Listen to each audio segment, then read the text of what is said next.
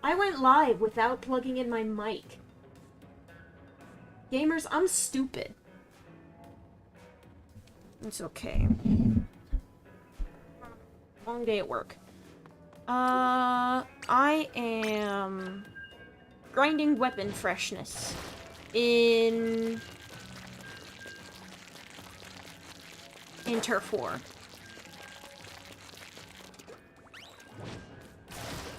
And the reason I have not immediately jumped to Salmon Run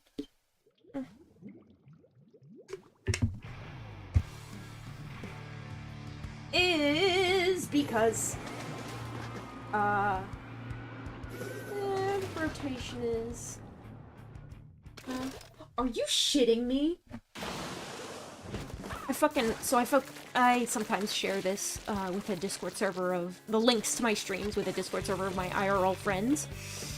The fucking URL has the word jizz in it. I hate that.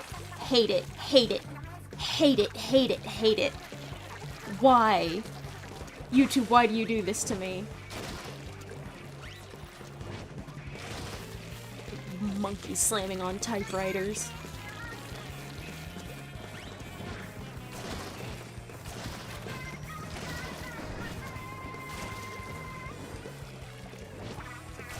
The dynamo roller ain't what it used to be, but I'll take whatever just to get them licenses.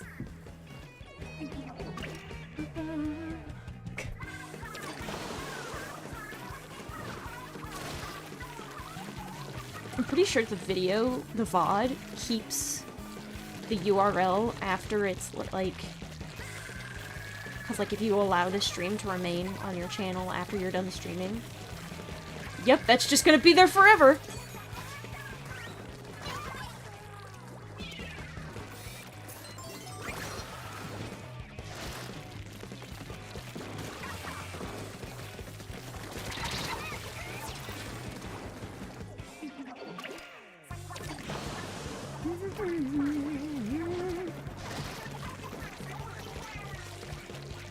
I said I was grinding weapon freshness, but I'm also grinding meal tickets. For funsies!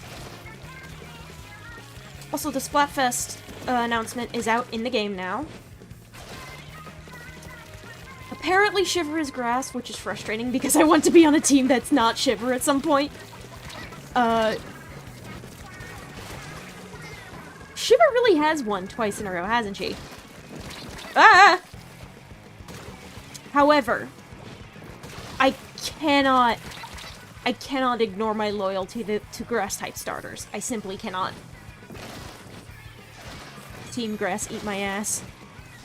Your ass is grass. My ass is grass. Please mow it. Dead.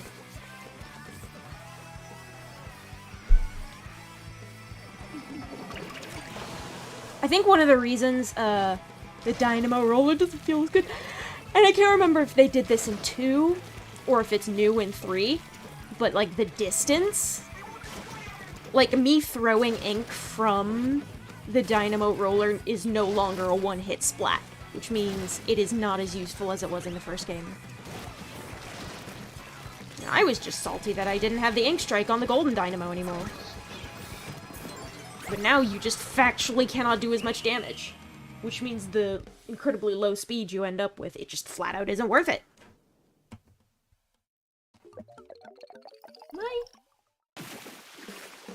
My tracking's on. My mic is a little tad quiet. My mic is a tad far away from me, that's what's going on.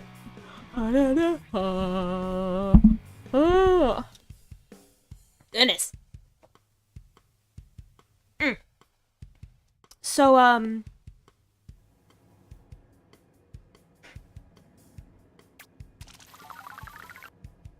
What was I gonna say? I was about to say something. Dynamo roller sucks now. What else? There's double checking all my inputs, making sure my face is tracking, my mic is picking up, the sound is in OBS. I am streaming to YouTube. People can hear what I'm doing.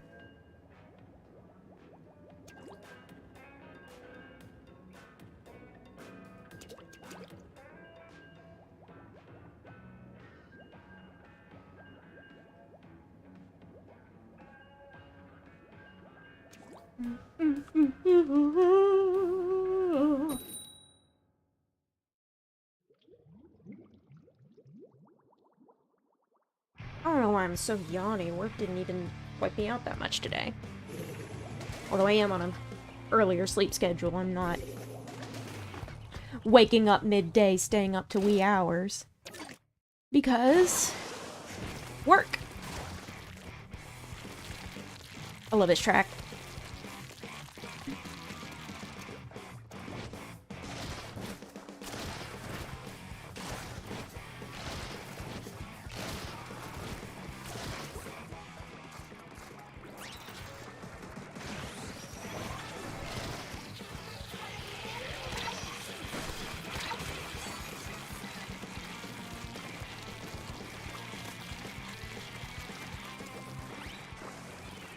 You studying in there? Hello.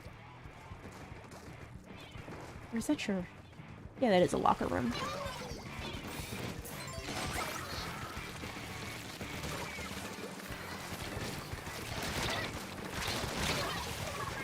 See, it takes 2 whole swings to kill someone.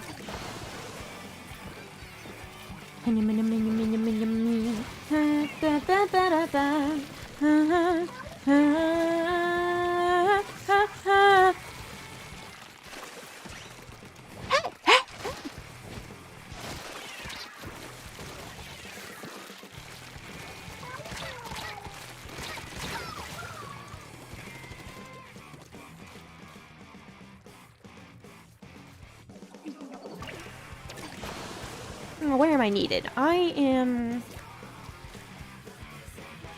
possibly needed over here.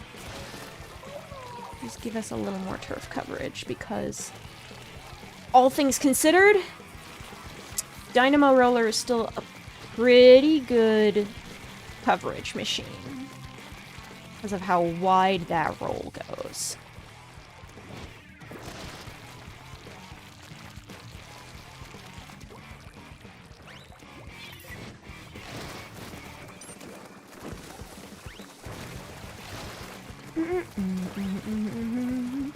I'm the only one left alive.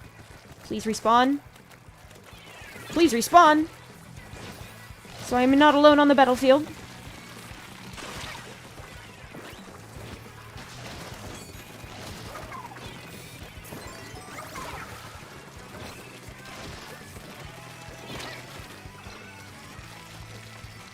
Dear teammates, get good.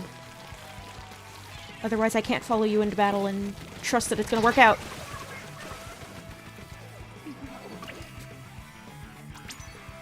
I'm gonna super jump.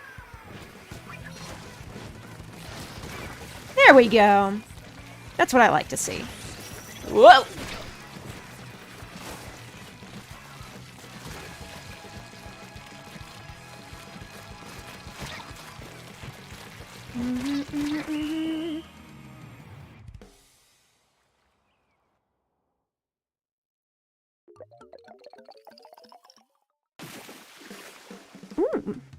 Closer than I anticipated.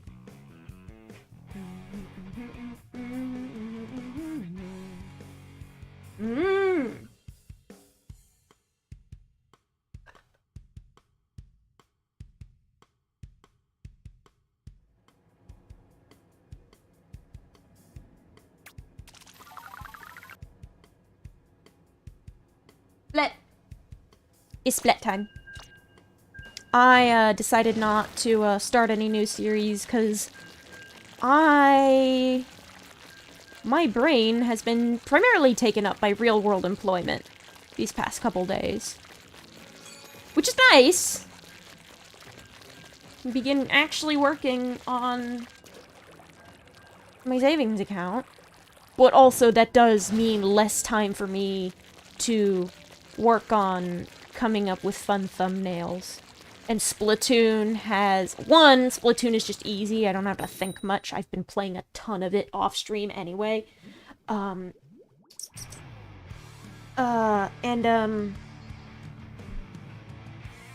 was I going with this? I was going with, like, Splatoon has a lot of, like, press release artwork and official material that looks really good.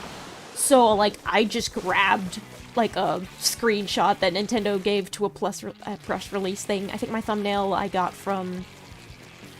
Actually, I can't even remember the place. It was, like, a news article or something.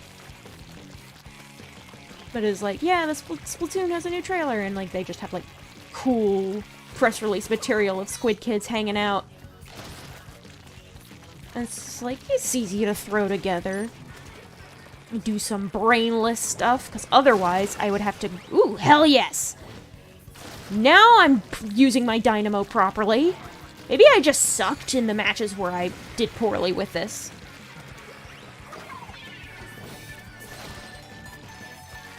Come here, Slash Poo. Come and get some. Come and crack open a cold one with the boys! The boys being me! I splatted Buster, but instantly died. I wonder if I should...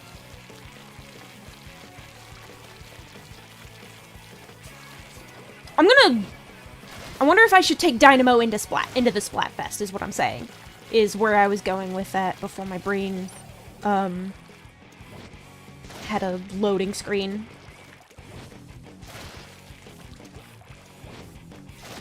Listen, sometimes my brain loads information at the speed of Sonic 06. Leave me alone.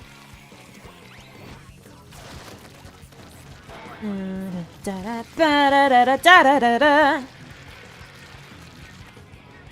have a couple thumbnails that I want to do for, like, previous VODs that I've been working on for a while. But I've just, like, kinda gotten stuck on the one where I,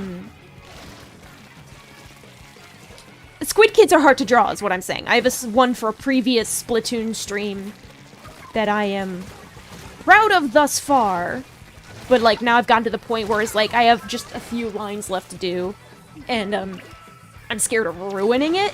Even though it's digital, and I'm using layers, and I can erase it, but I, like, don't even really want to try unless I can do it perfectly on the first go, which is not a good mindset to be in. I'm sure I'll get over it eventually. Probably because now that I have started a job, I have less free time, and therefore I want to better spend it. And fucking around in Turf War, I can feel less bad about than maybe screwing up drawing the shape of a Squid Kid's eyes over and over again. Hello, fellow Dynamo! Goodbye, fellow Dynamo!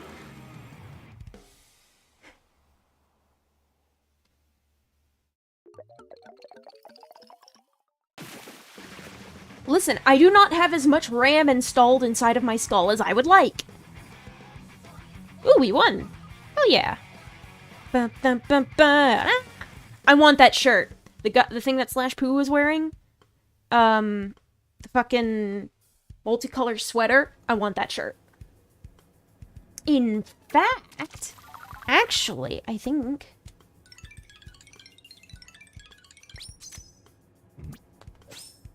There we go, Sheldon license for the Dynamo. Actually. Oh. It isn't. Okay. But shells are now happening, which is cool. I think you can get shells before the Splatfest. I remember getting shells in the lead up to Gear Grub Fun. I want that. Yes! Yes! Order gear! Apex sweater! Order! Open orders.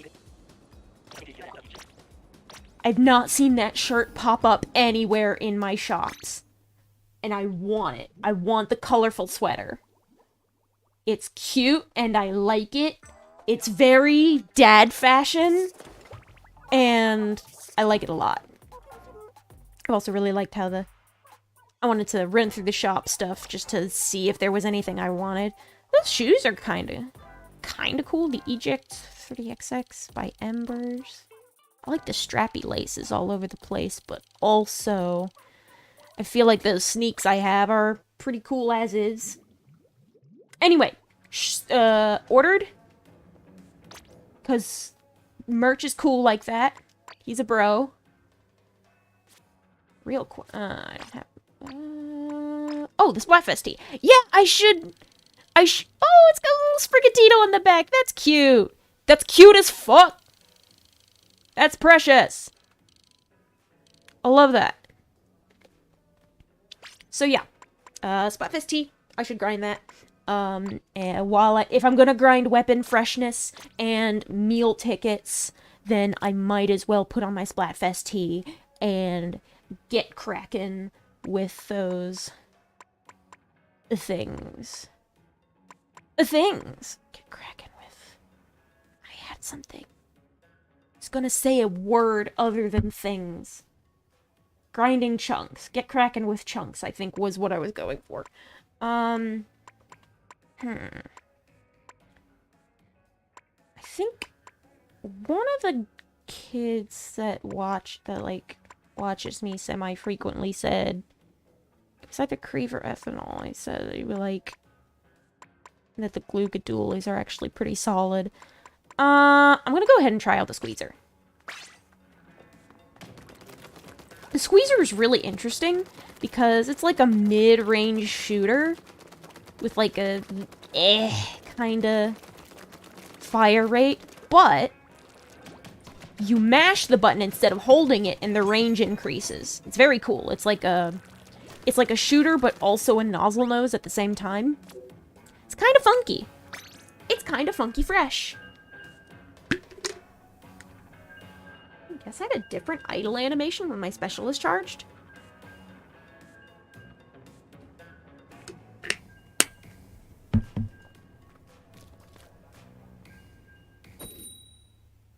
Or is that just how I hold myself when I wield a Squeezer?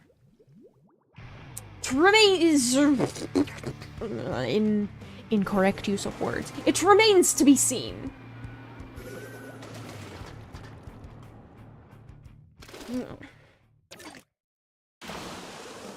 Also, with the arrival of Jorb, I'm going to leave the coffee goal that I have where it is, and just kind of keep plugging away at that $300 goal, because I think it's more fun to actually hit that number than it is to, like, go, oh, I've gotten stuff from the other sources. Like, coffee doesn't, like, have a really good way of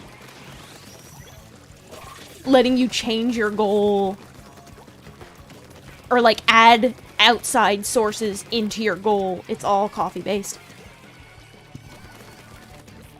Which is fine, but, like, I will no longer be strictly limited by what my users can donate to me for, like,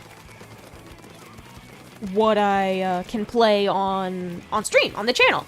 What I want to play. I mean, I have stuff, I want to go back through my backlog, but there's a couple of new games that I want to try out. Pokemon among them.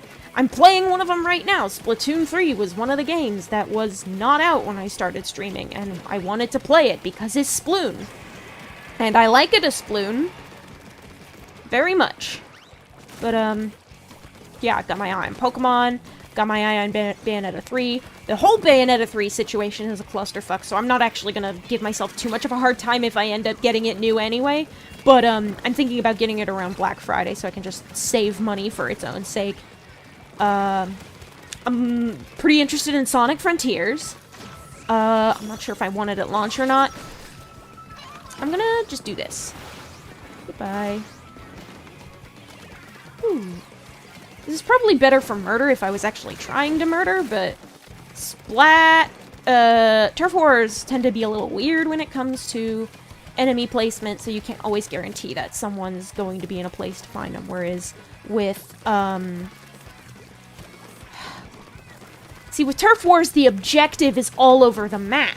With Ranked, the objective is in a very specific place, so you can kind of camp out in a specific spot, or that's near a splat zone, or over by the tower, or on the tower, or near your clan blitz goal, stuff like that. So yeah, I'm looking at Pokemon, I'm looking at Pokemon, the new stuff that's on the docket is mostly Pokemon Violet, Sonic Frontiers, Bayonetta 3, and there was that one game that Ethanol recommended, like, one of the first times he popped into the stream, and I was like, oh, fuck it, that seems kind of nice. So, now I'm committed, so hopefully the Steam winter sale will have a decent discount on that, so that'll be fun. I bought Vampire Survivors the other day. Haven't played it yet, though. I certainly want to. I definitely didn't exactly buy it in time for a Halloween stream. Or an October stream, but, now that it's, like, now spooky season's over, it's a little weird to play a spooky sort of game like that. My neck feels weird. I'm like, I think in my do I have garbage posture? Is that what's going on? Do I have just the worst way of holding my bones? So yeah, Vampire Survivors, I'm going to show my hand a little bit. Yes, I was inspired by Vinny. I saw him, he was really into it, and then he played a bunch of, like, variations on the theme, because, like, a whole bunch of people were, Vampire Survivors apparently got big. He's the guy I learned about the genre through, and he tried out a bunch of... Apparently, there are, like, a bunch of copycats now. So, like, people are zeroing in on that niche. It is a simple kind of game to make, so people are throwing them together. They're fun, they're addictive, they're, easy to think about from a game design perspective. They're simple, and they're cheap. Because they're so simple, you can sell them for $2 to $5, and it won't be that much of a financial loss. Because it's just 2D sprites, and enemies, and upgrades, and number go up. And that's fun! I've considered, like, making these little, like, RPG Maker experiences. I'm not sure if I want to make full RPGs, because, God, I love me a full RPG. But also if I want to, like, crank stuff out using the assets I have. Because I got RPG Maker from a Humble Bundle, so I have, like, DLC shit, and that DLC shit gives me more assets to work with. I'm not close enough to get this guy, but you are. So yeah, I don't know if I want to, like, make... I think it'd be, like, a fun concept. I don't feel like I get enough, like, consistent viewership for me to try out, like, these cool novelty ideas that are more firmly based on, audience interaction, because that in order for those streams to succeed in concept, I have to have an audience. And if it's one of those nights where I just don't get any viewers, then that kind of stream is a wash, and I like to prepare shit in advance, so I'll probably save stuff like that for when I have something closer to maybe, like, 1,000 or 2,000 subscribers. Or at least more than 3 to 5 people concurrently viewing the stream the whole way through. Because then, once you have enough people hanging out, then you can go, hey, chat, do you want to make an RPG Maker title with me? Hey, chat, do you want to decide what kind of challenge run a Pokemon I'm gonna play? Hey, chat, do you want to do some Pokemon Sword and Shield Dynamax adventures for me?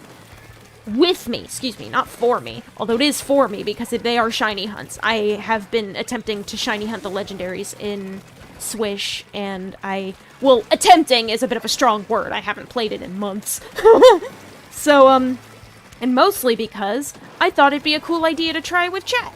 But also, I don't have a big enough chat to, like...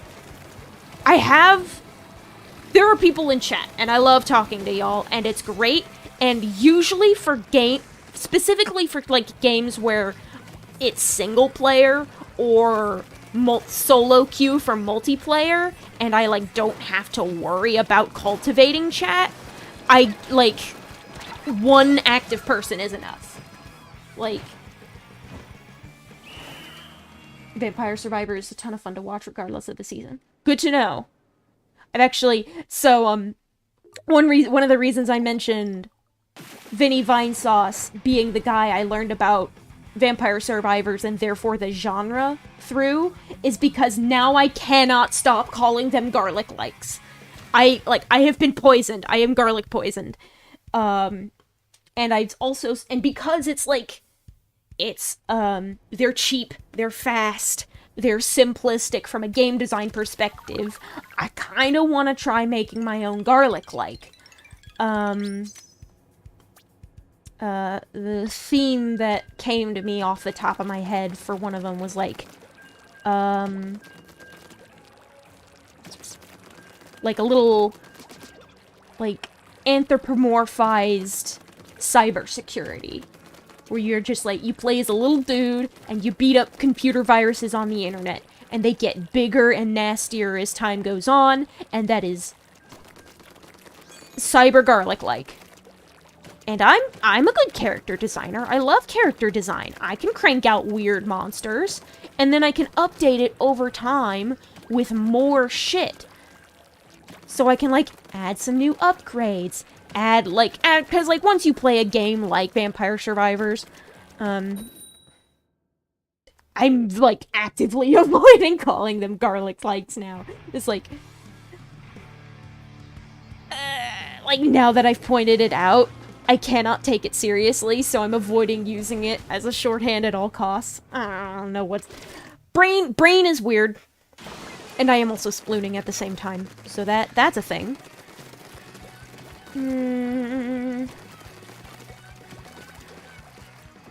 I've got a part of my lip that I was trying to bite off, but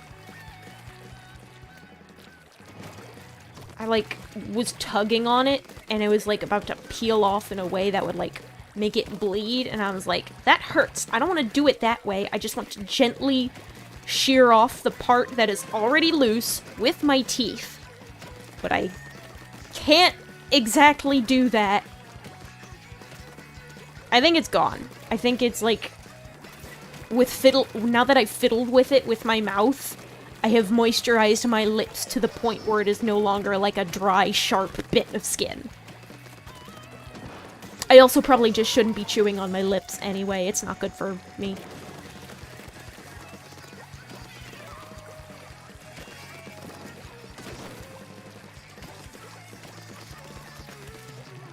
Who needs lipstick when you just have chronic lip injury?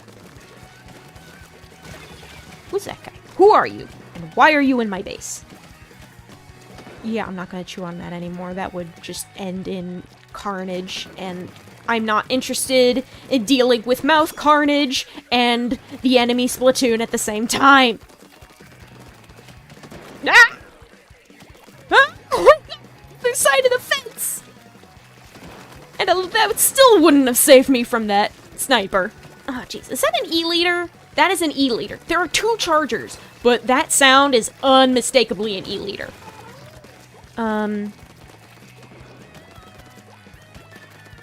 So yeah. I can tolerate chat being slow or just being one person. It's fine.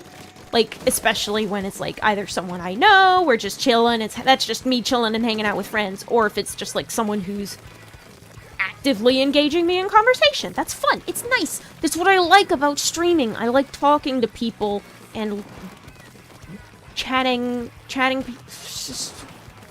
like chat. I like talking to my fellow human beings.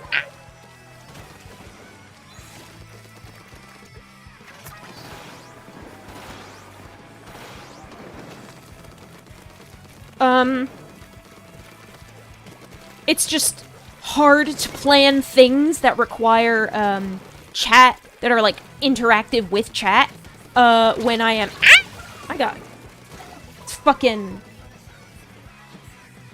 juked by the whole team! But yeah, stuff where it's like, Twitch plays Pokemon tier stuff is... I've had a splash wall this entire time. I'm stupid. Ugh. Stuff that requires more chat interaction also requires more chat. That's it. I'm gonna maybe put that topic to bed instead of rambling on about it incessantly.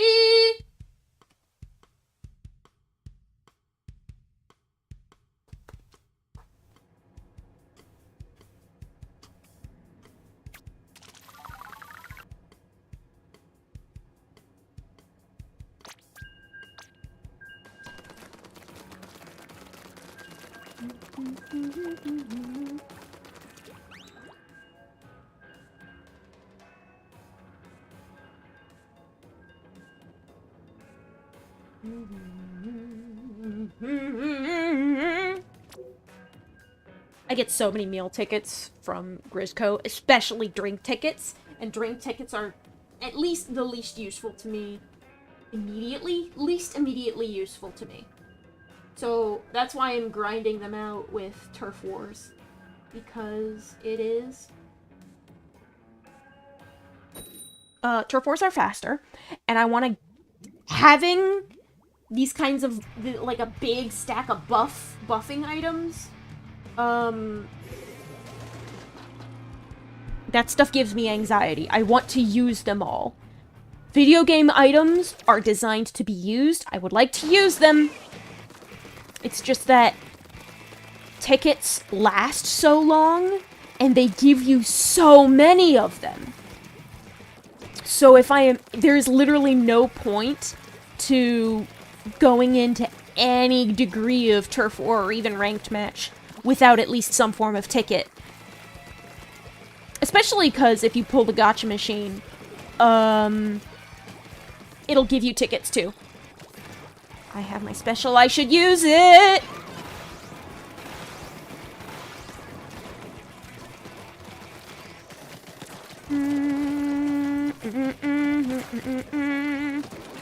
Is this the same team? It feels like this. No, the Sploosh-O-Matic is gone. But there is another E-Leader and Splat Charger at the same time. No, there's 3 Chargers. They got an E-Leader, a Charger, and a Squiffer. Oh, and we lost a guy. Oops.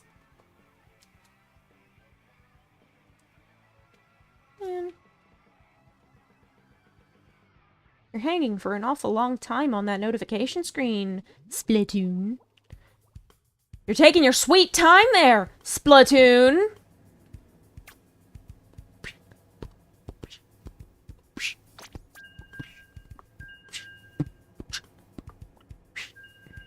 Not very good at beatboxing. I lose my rhythm because I run out of air in the right parts of my mouth to make the noise I want to make.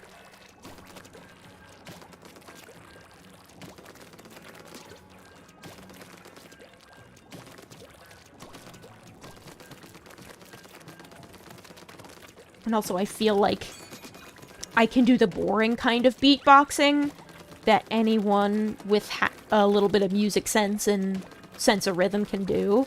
There's, like, I feel like there is a point at which someone becomes a beatboxer where they can, they reach a certain speed and they can also make that kind of, like, bassy humming noise.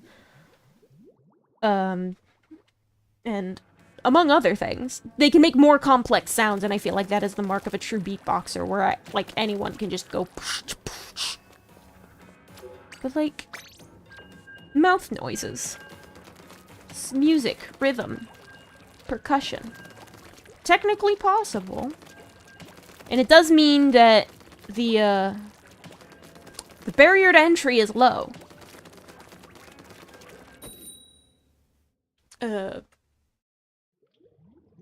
speaking of low barrier to entry, I stumbled across a tweet thread the other day, and the conversation in that thread had turned towards, I am impressed with, not me specifically, but the OP was impressed with how fast VTuber technology expanded. And it's like, it feels like it went from, like, HoloLive and shit like that to literally anyone can be a VTuber overnight.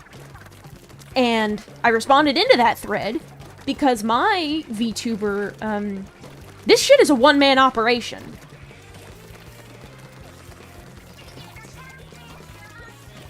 I drew my assets, I rigged my own model, I made all my own OBS layouts, I bought the capture cards well in advance, and I already had my gaming computer and my,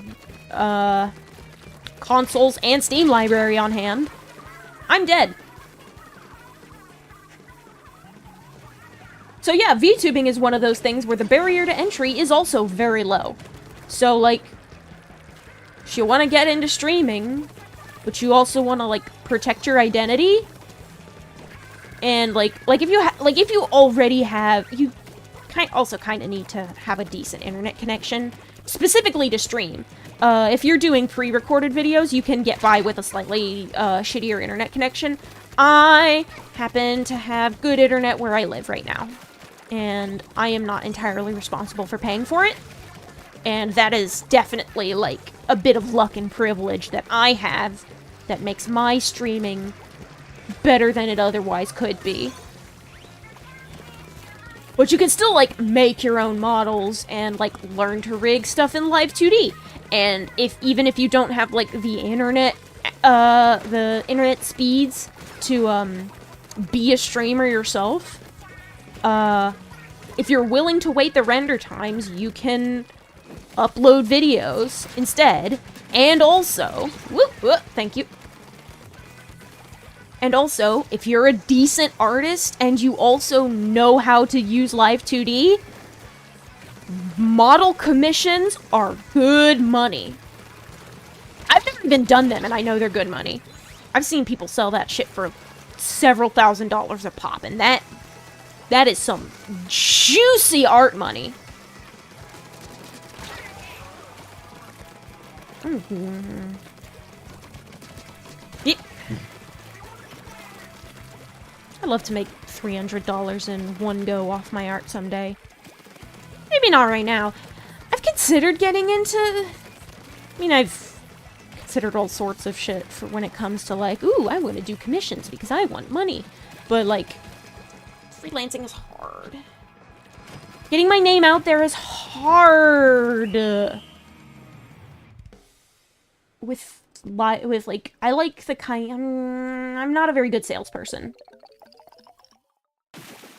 At least when it comes to, like, keeping up with the timing of, like, social media posts and content management and all of that. With live streaming, like, I can put it out there. I just sit down and I force myself to play a video game, and sometimes it's a game where it's like, oh, I want to play this game on this day because it's fitting for seasonal, holiday, or what have you purposes, and sometimes I just pick a game that I feel like playing in that moment because that's what I've been playing, to keep myself entertained. Like so, like I am doing tonight. And I just sit down, and I just talk, I just ramble about whatever the fuck is on my mind, and I play some video games, and then that content just exists on my YouTube channel. Even if nobody shows up for the original stream, people can show up and look at the VOD. That's still there, the content exists. So if anyone, like... I like making stuff, and I like getting stuff in exchange for making stuff. I don't know what direction was I going? Okay. Marketing myself outside of just making the stuff does not feel good to my brain. I only can really fully enjoy marketing stuff when the marketing material is its own thing that is also fun to make. And also if it's like a longer term project, like I don't feel super bad if nobody shows up to a given live stream, because I can do a pretty good job of just rambling into the void. Like, if no one's here, I will find something to talk about. Like, it just becomes an uncut it just becomes more of an uncut let's play than a live stream. But, so, like, that's just kind of the nature of live content in general. It evolves as you go along because you are doing it live. Such as life in Great Arstotzka. I don't want to get hit by that. I don't want to get hit by any of that. That was a lot all at once. It's too much shit. Ow! I will, like, if I make something, like, that's, like, longer term, I will put more... I will, like, do more social media posts to advertise it. So if, like, I've been working on a given fanfiction for 10 years or something, and I'm like, I finally got this thing out that I'm really proud of. Please look at it. Please tell me how you feel about it. I want to be validated for my efforts. Please do that. And that's... It's easier to feel that way about something you put a lot of effort into in advance. Whereas with live streams, it's like, I am here. It's just a different beast. It's like, haha, yes, please validate me for my work after I've done all the work. Whereas, in a live situation, in a live stream, you are seeing the work happen, and the results of that work will remain even if nobody shows up. I had to use my thing to kill that guy, but I couldn't kill anyone else with it, so you know how it is.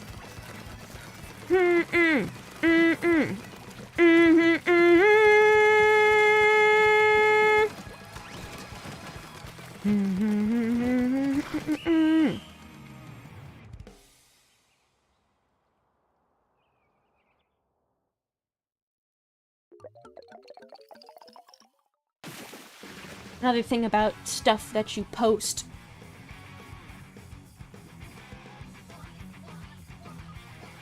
Is that when you want someone to validate yourself for it, or validate you for it, you can go, hey, I'm really proud of this. Please look at it. Please tell me how you feel about it. Please say nice things to me.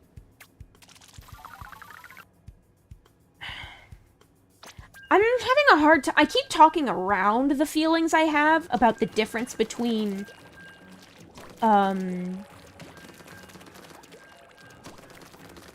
uploading content that's uploading finished works versus live interactive media. Because, like, I do my live streaming in a much more casual way. And the way... one of the ways I get it out there is that I force myself to keep consistent about it. I almost considered canceling stream tonight, but I chose not to, because I feel like it would just be better for me overall if I could just keep doing it anyway, even if I don't stream as much. Now that I have work, I probably won't be streaming for the full 3 hours. I mean, like, it's variable. I've always hovered at the mark between, like, 2 hours, 30 minutes and 3 hours, 15 minutes. I think I'm probably gonna start calling it quits around 2-ish hours into stream. Which is still a pretty solid amount of time to stream. I still really suck at, like... One of the things I suck at is, making sure that, I advertise my streams, because, like, by that point, I'm live, and it feels weird to do all of that while people are watching me. I think that's where I think that's what it is. Because, me going around and advertising, like, a new remix, or a new fic chapter, or a new piece of art, that is, like, ouch. I got by the killer whale. That's like, me going around and saying, hey, please look at the thing, does not actually affect the quality of the thing. It does not. Whereas when I'm live, I know there are ways around it. I know YouTube lets you get your hands on the URL before you actually go live on that stream. And I do think I need to start taking advantage of that more, so I can go ahead and, like, get all those posts out and then go live. It's just that, depending on whether it's... OBS works a little bit differently between, whether it's just the, instant, just go live right now, YouTube live stream, or if it's a scheduled live stream. Because if it's a scheduled live stream, you have to hit, when it's unscheduled, if it's just, like, a thing, like the basic thing where, the way that works is that, you go into OBS, you go into manage broadcast, you pick the broadcast and start streaming, and you are live instantly. With scheduled live streams on YouTube, which I'm starting to enjoy more, I'm starting to make more use of that, so I can make sure to, like, I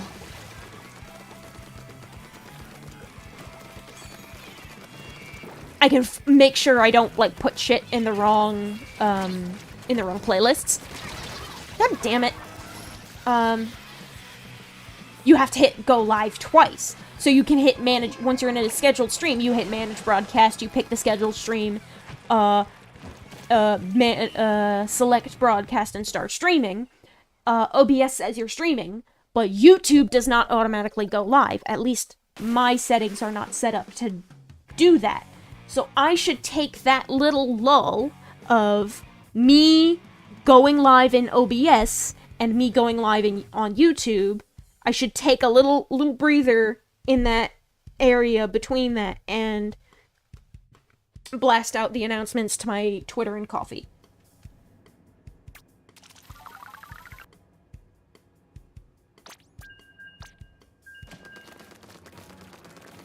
I also need to come up with better, like, generic Coffee blog post title names so that I don't have to come up with something clever every time I want to post a live stream link to Coffee.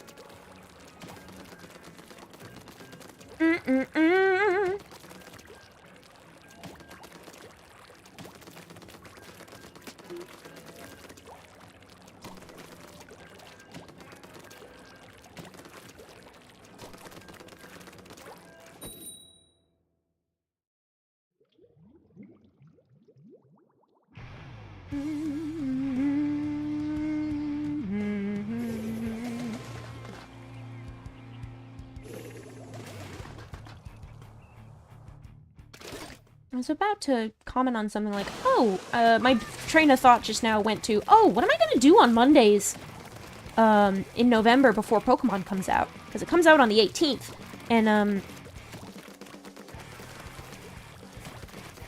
was thinking about it, I was like, oh, I could do Monster Hunter.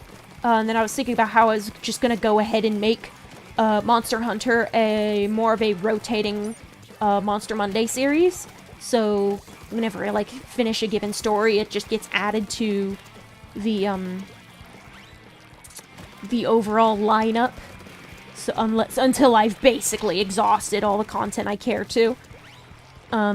Which I will also do with Pokemon post games. Like, y'all saw me do that stuff with, Legends Arceus, because my Legends Arceus series is not a story. I have already beaten the entire game. Episode 1 is you dropping in medias res while I fuck around with the Pokedex.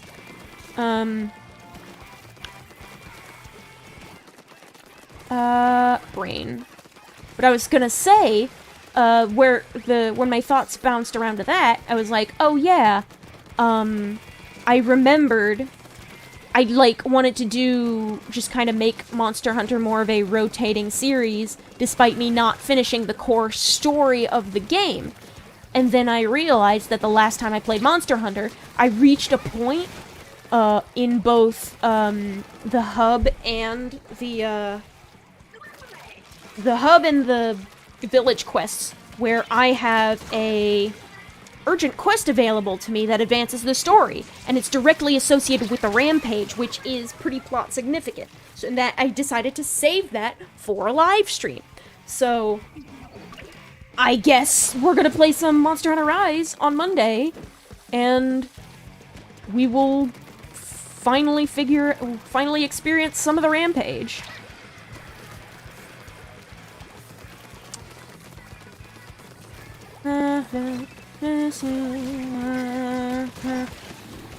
Whoa, hello.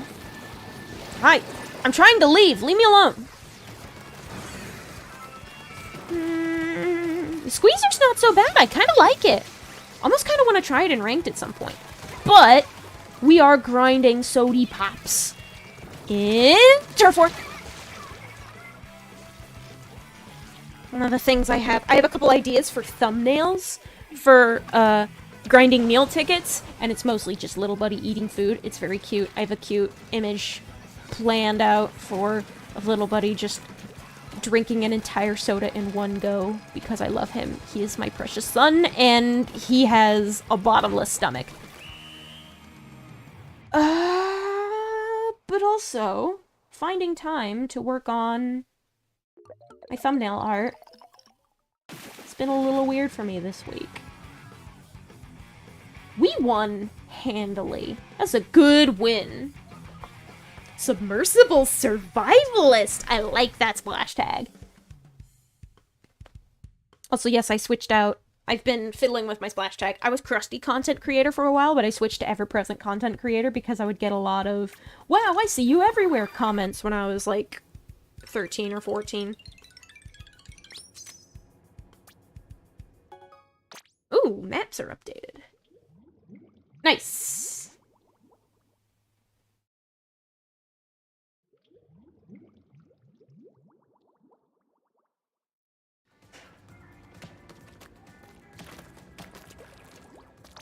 Is it? It's that time of night, lads. Ooh, and I'm getting my conch shells. That's right, because you get the conch shells when you level up anything, including catalog. Did you know this is my third catalog? Where is it? Do I, like, yeah. I've already done the catalog for this season, and then you get a bonus catalog. There's something on my camera. Hold on. You get a bonus. There's a bonus catalog. There's like dust on the spot, like on the camera where that I'm using on my tracking. Okay. Now I'm ready. Okay. They give you a bonus catalog after you finish one, so you can just keep getting shit. I already waited to level 100 on my bonus catalog, so I'm on my third one. And I enjoy leveling up more because I do... Ooh, the shell drone gave me a barrel. How nice. Very enthusiastic about getting those catalog levels solely for gacha pulls. Solely for gacha pulls. What kind of... I'm liking the squeezer. We are well on our way to our first level of freshness, which will give us a license. The weapon selection in Splatoon 3 right now is kind of abysmal, but, so I'm just gonna work on buying all the weapons, and I know they're probably gonna introduce new weapons in the next season, which starts at the end of the month, but I am very impatient. GooTuber, Torpedo. I do not like the GooTuber, but its sub and special are both very good. Hate the Nozzle Nose, hate the Bamboozler. 96 Gal might be worth my time. Wave Breaker. Big Bubbler. Squiffer. Squiffer's pretty solid if you know what the fuck you're doing with it. You get the ink vac with the splatter scope. That's actually not too bad. I just used my gold licenses from my Splatoon to data transfer and immediately went for the E-liter. Actually, now that this, like, Splatfest gear is being put together, where the fuck is little buddy? Is it possible for him to spawn out here? While that stuff is... There he is! Hello! Hi! There's my special little guy! Hello! I love you too! I love it when he does his little bouncies. Okay, back to the lobby.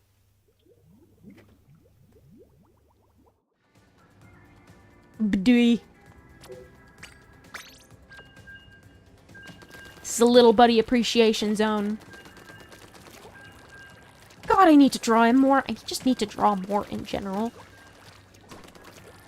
I've not been on the fan art grind too much. Which, the thumbnail grind has been thankfully changing back and flexing my fan art muscles for the first time in a long time. I have a couple other things I have on the docket that I want to do. Public and private alike. I'm gonna go there. Ugh, my camera's jerking all over the place. Ba-da-da-da-da. Ba-da. Ba-da-da-da-da-da. Ba-da-da-da-da. Squid squad! Let's go! I have a pretty solid range with this guy, but I can only get about halfway through mid with the, squeeze shots. Hi! I'll just give you a splat wall for there, for shits and giggles.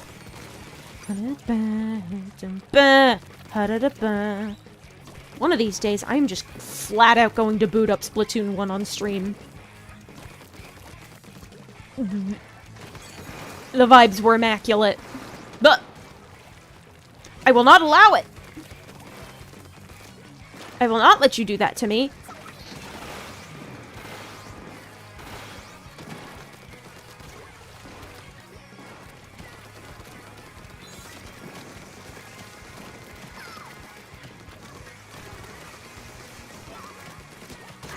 Yeah! I kind of like the flexibility of the squeezer. 2 different ranges.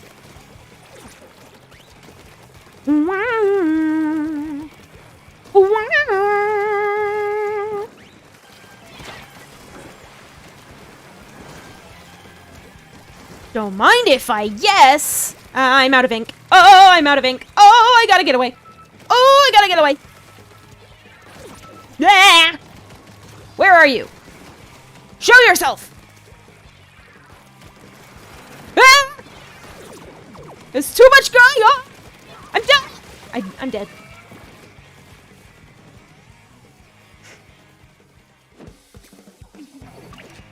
They're kicking our asses.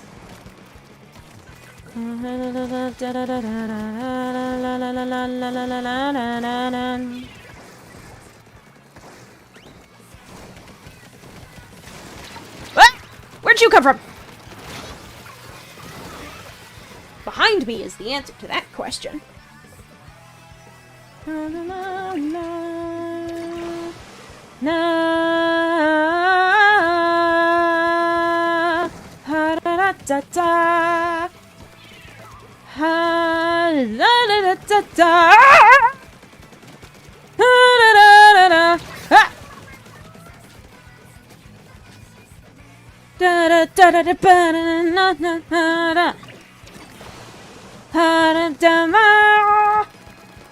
I like the variants on this theme that happen every game. I really like Seaside's version of it. Some fun variations on the melodies.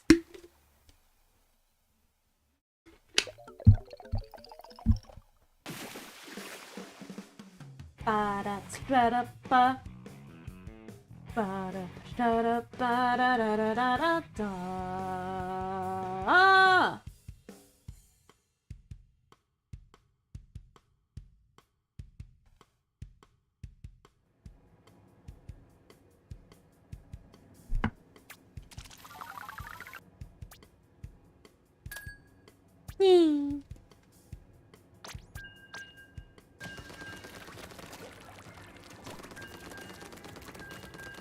like this lobby wait music. It's very quiet. Y'all probably can't hear it, but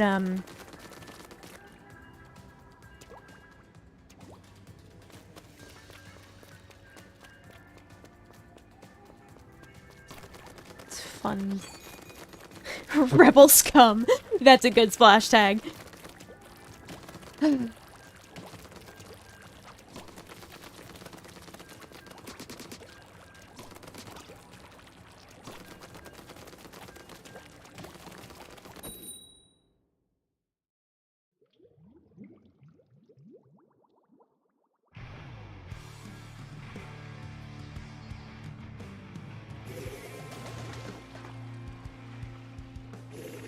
You can get a pretty good view of like, ooh, Cuttlefish Market's kind of out in the middle of the water, out in the bay. I suppose it's populated primarily by fish, which is why it's out here on the pier. I know they changed the layout with these boxes and bricks between modes. I don't think I've ever seen hagglefish like this before. Because I've seen it primarily on ranked, and some of these barriers aren't there on ranked. Mew is under the truck. Yep. I screenshotted that splat graffiti in the lobby earlier. Because I found the artist. And then I'm gonna make a tweet. I'm gonna make a funny tweet and you'll get it. I mean, it's kind of just explaining the joke that the person made, but there will be a thing to get. Hui!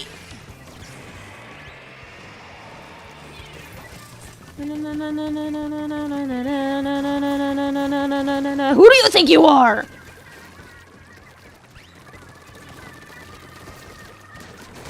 Yeah, there we go. Teamwork! Wasn't my splat, but I think I did enough damage to help. I think that would count as an assist. Hell yeah, I hit! I have a squeezer! I have a squeezer and I'm not afraid to use it! And of course, the slosh was just too great. The slosh was too great, too powerful. How many ink base? So we missed out on a chunk of base over here. Ah, there is just ocean over there. Is this Anarchy Bay? Is that what this is? That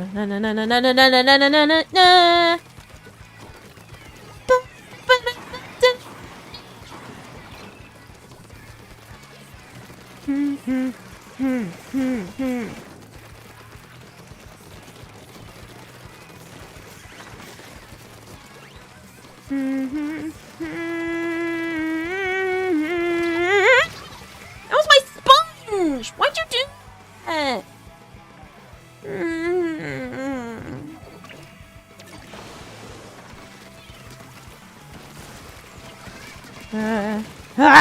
Just barely.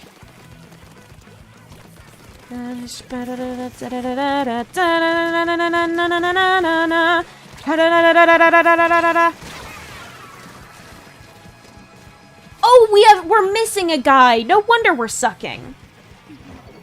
And also we're against two sloshing machines, a slosher and that fourth guy, the splat roller. I think I put up a pretty good fight for the 3-person team.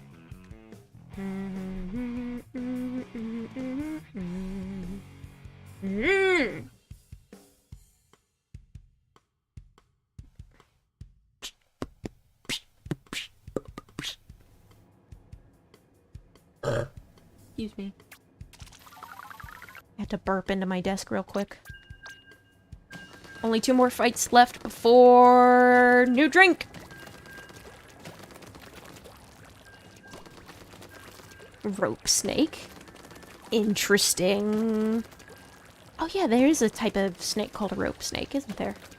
I was like, what is that a reference to something? No, it's just a type of snake. It is a reference to biology. I believe they are a type of constrictor.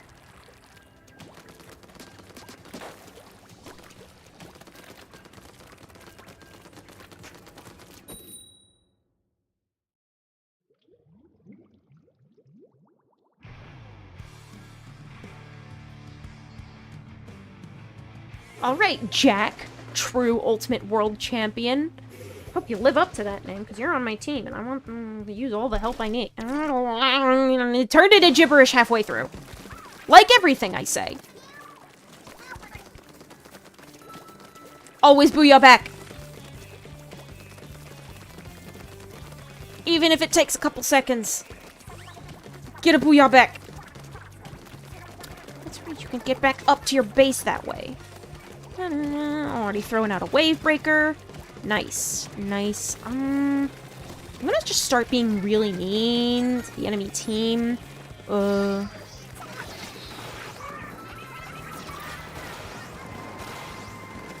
just gonna covering fire with the Trizuka.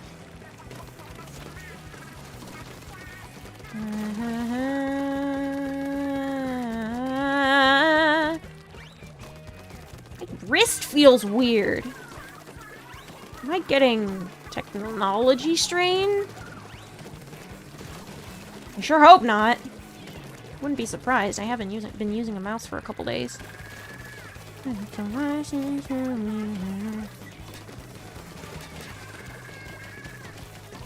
And also the squeezer is a very mashy. Get that extra range. Ouch! I got him! Just barely. Ooh, Splash-O-Matic. That is one of my favorite weapons. I'm gonna ink some of this base. Since I died.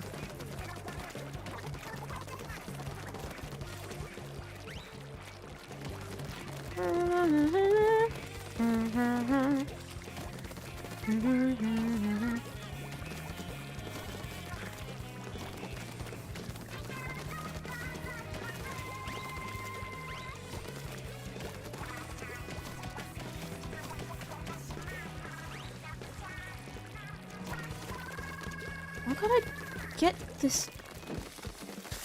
There's so much turf y'all left behind, guys! Ooh. But y'all are kicking their asses, so I have been of assistance, I believe!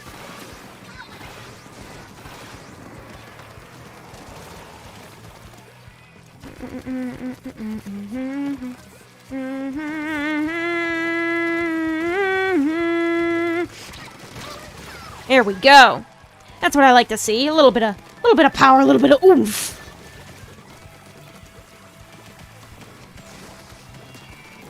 Hello. I hit something or someone.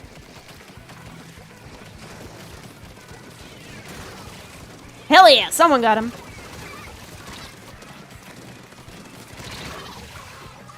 Not very good at mashing, but I got him. I don't know if the squeezer shots are, like, the big squeeze is, I don't know if it's stronger or just longer range. I feel like it's been less shots to kill with my squeezes than it has been with my persistent shots. We won!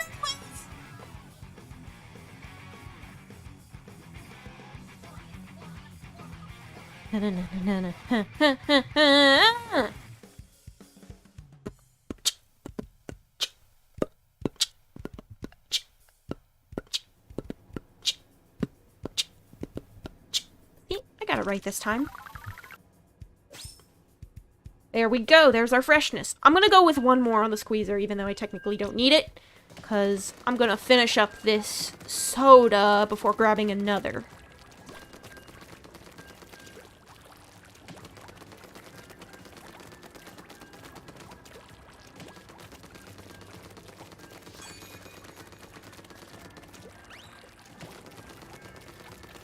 So,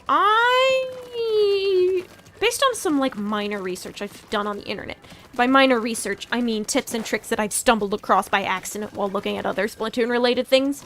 Was, someone had once said that Raising your star power beyond 2, I think.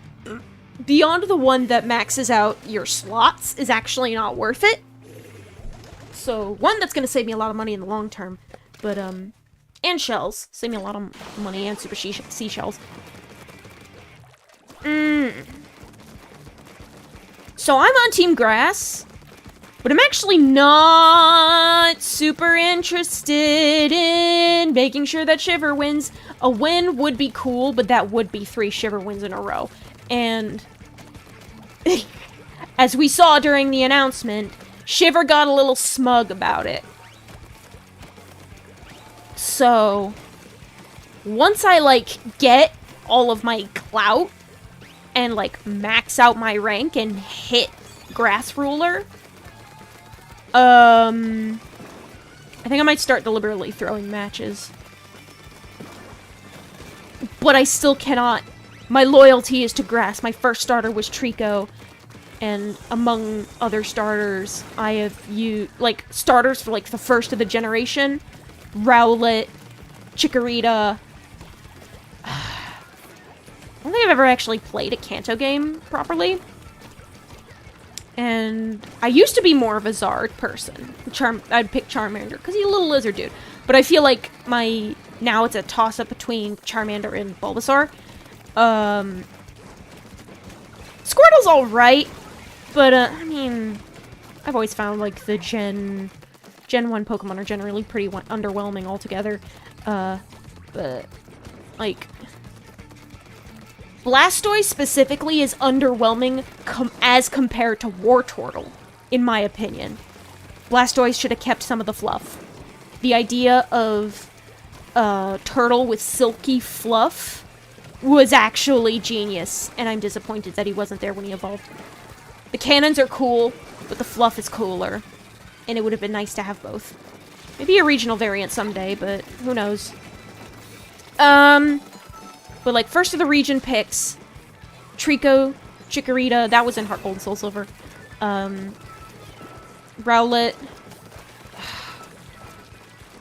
Gen 5. Snivy. Snivy was my first pick in Gen 5. 6 was Fire. 7 was Rowlet. 8, I was Water in 8. I picked Sobble. But, I'm going Sprigatito in Violet.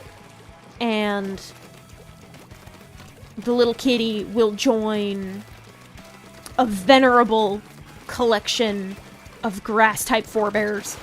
But I just...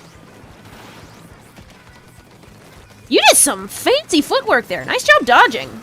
My man, my dude. My Monduderino. Hello. Hi. I died. Wow, that Splash Wall did nothing. I wonder if we're ever going to get a Squeezer with a different set. I know we're going to get a Squeezer with a different set. The question is just when. I want the funny ketchup bottle. Ba ba ba da ba. Ba ba ba da ba da ba da ba da ba. Wanna splat you is it's a good tag. Slime fan. It's a good tag. Transbug. Good tag. Ugh. Oh, my wrist feels weird. I'm gonna stretch it. Oh, I'm gonna stretch my wrist a bit.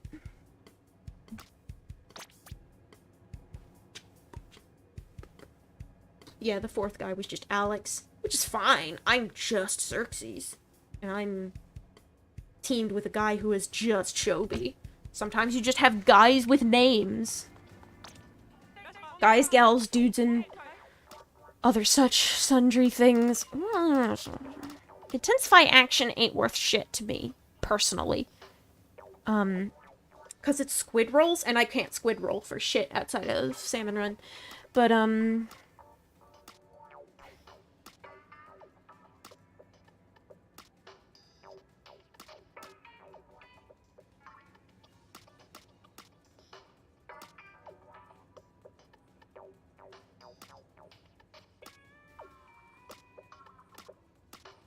I love how, like, all of these have puns on their,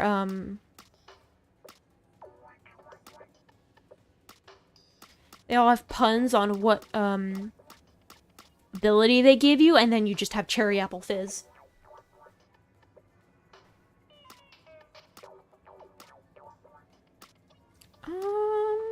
What's up? What's up? We're Sploon. Stompin' Grape. Big Sippy.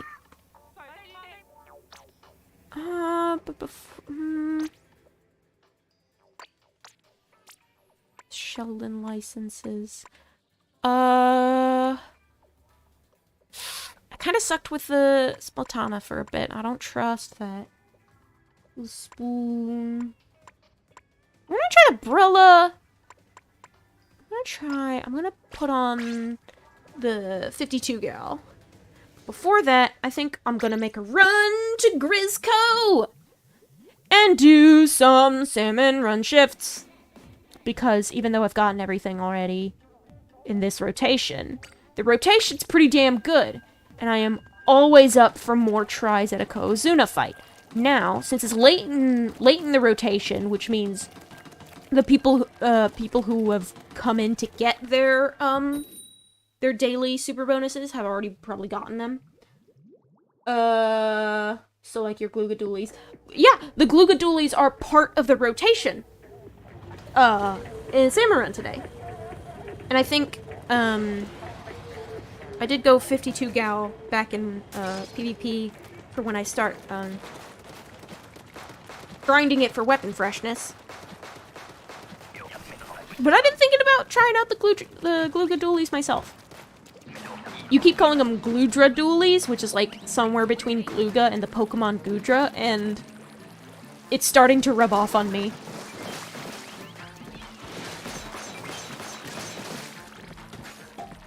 Would Goodra use Gloogadoolies? It is kind of a mollusk, but it's more of a snail than a squid.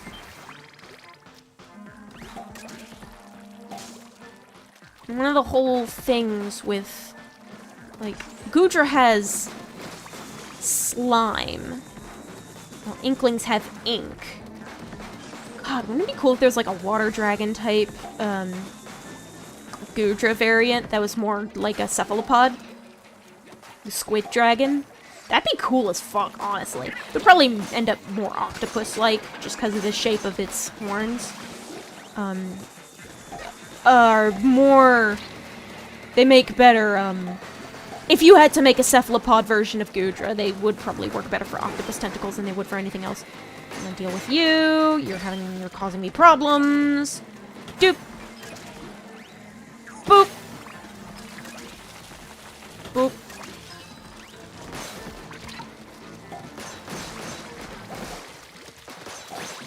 Hell yeah, someone got it. Someone got that last bit in. Wait, hold on. Hold on. Better die. Better die. Okay.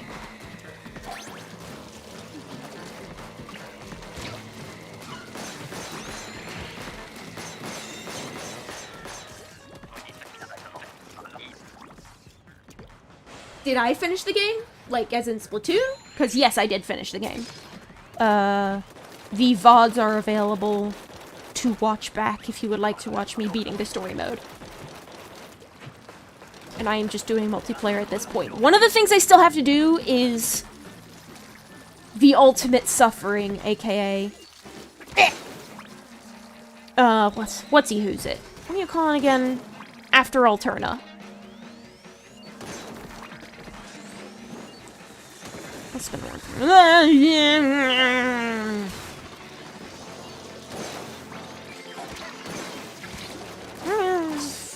Fucking small fry. Okay, okay, we got the Drizzler, got the small fry. Maybe not these guys though. I'm as good as fucked. Oh! I'm so glad. Were I surprised by the ending? Not terribly. They were talking about Return of the Mammalians, and I was like, oh, this is mammal shit. I wonder how that's gonna work out. Ooh, fuzzy ooze. That's fucking weird. And then, like, Mr. Grizz was revealed, like, halfway through. And it was like, ah, yes, you can call me Mr. Grizz. And I was like, you fucker. I was surprised when Grizz was first, Grizz was first mentioned. Like, I heard his voice over, the intercom, and I was like, no fucking way. But, like, when he was finally revealed, I was like, oh, it's Grizz. But then he was revealed as a bear, and I was like, hell yes, the fan theory is true.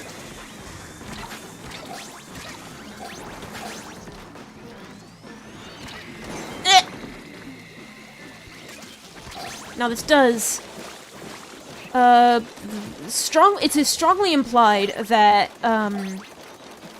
Lil Judd has taken over, Grizzco in the absence of Mr. Grizz, and Lil Judd is a little hell beast, extreme supervillain energy.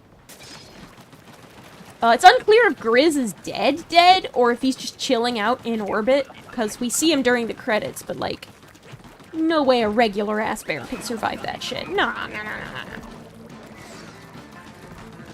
But, like, I'm interested in what Lil Judd fucking wants out of Grizzco. Like, what's he doing? What kind of evil schemes are rattling around in that little kitty brain of his?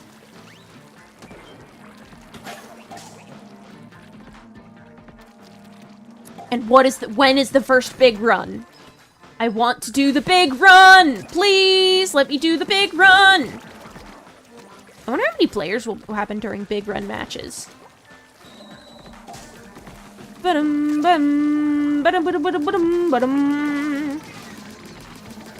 Okay, there were chum behind them.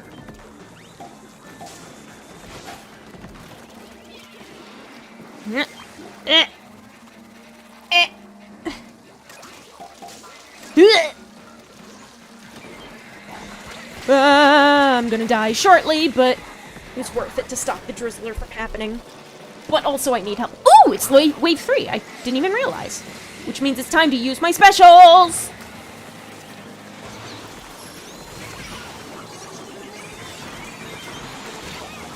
Oh, I got by a Moz, though. Like, I killed a few bosses, but I'm still dead.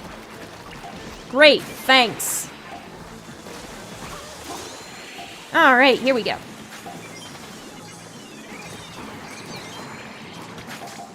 Get the stuff into the basket! In the basket! Basket! Baskets. Baskets. Whew! Okay.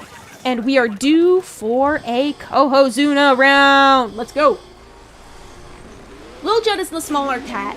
He's a clone of Judd, regular Judd. And, he's got, like, an inferiority complex about it. And his whole shtick is that he's gone full supervillain. And he wants to be the real Judd. So, he's up to some shit. He's a little gremlin of a cat. Okay, that wasn't... it was a risky move. I did not benefit from it. That's because everyone else grabbed the eggs.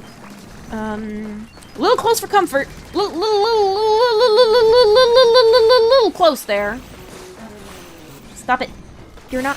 Okay, you are hitting them. Never mind. Cat in Splatoon? Dude, there's been a cat in Splatoon since day one. Have you not paid attention to the cat that... The immortal cat that has judged all turf war results from the beginning of Inkling history? Judd was in the first game. Dingus. Dingos. I'm being mean on purpose. Please forgive me.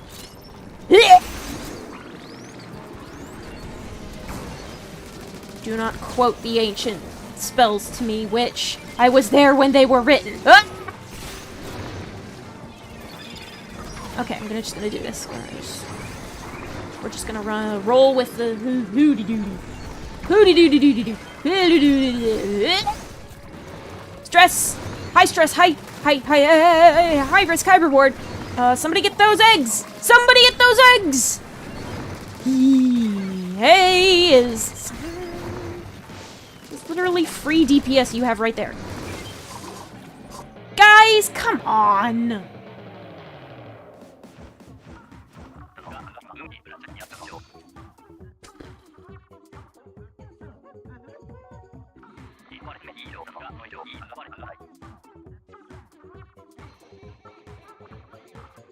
Do better! Contrary to popular belief, Kozuna actually isn't that hard when you work together. Oh, Laura says cat was reincarnated into a human or some cat. What? Some crap. What? Which cat? Into what human? Huh? GG. There's a DLC, then I get it. Yeah, there is DLC. Cat Splatoon.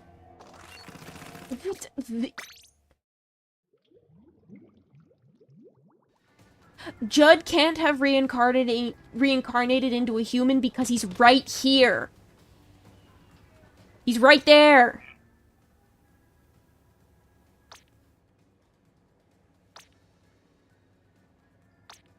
Thank you for your Rainmaker tips, Judd. And Ethanol wanted to see King Salmonid splats. Hold on. Points card. 31! It was really hard to get it with the first time, but, once I got up, I got some really good rotations and managed to maintain my rank really well, for a couple rotations that were especially good, and I just kept getting splat after splat after splat very consistently. It was really awesome. I meant to say human turned into Judd. Nope, Judd is always a cat. He is the pet of, like, an old human professor. And, he was experimented on by this professor in order to make him immortal, and the reason he lasted 10,000 years-ish into the Splatoon era is because he got put in a stasis pod, which also, I think, made him immortal. And Little Judd is because that very same stasis pod, in case Judd ever got lonely, the professor installed a cloning module into it. And while the Inklings were studying it, someone unplugged it by accident, and that's why Little Judd is an imperfect clone. It is why he is smaller, and his fur is slightly washed out. Make sure to keep an eye on Project Arrhythmia. I know! Black Friday's in a couple weeks. Steam something sale. Steam Winter Sale should... I would have to double check when they do Black Friday. But, like, I know... I'm not sure if the Steam Winter sale starts that early, or if there's, like, another sale that starts and ends shortly after Black Friday, Cyber Monday. What? Where's all this shit coming from? The sea! That's the answer to that question. I'm gonna see if I can knock a bunch of things off my wish list this Black Friday. That's gonna be fun. We'll see what kind of discounts I can get. Ah! I don't want to be part of the legendary Black Friday stampedes, so I will keep my physical, real-world excursions to a minimum and primarily focus on getting some digital goods that I like. Probably, mostly, Steam games. What? Beep.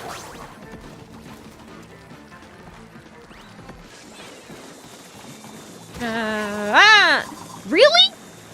Really? Guys, get your asses over here. I'm in immediate danger. I'm in immediate danger from small children who are trying to kill me. It's fine. There's only a couple. Where is Little Judd? I don't think he's out on the map, but when our victories are judged, he's the guy who represents the bad guys. Oh, that first game that is kind of like Tetris I installed is pretty fun. Yeah, it's just a fun little time waster. I think it's cool. It's a cool twist on the match 3 concept. And also I have, like, middle school nostalgia for it from 10 years ago.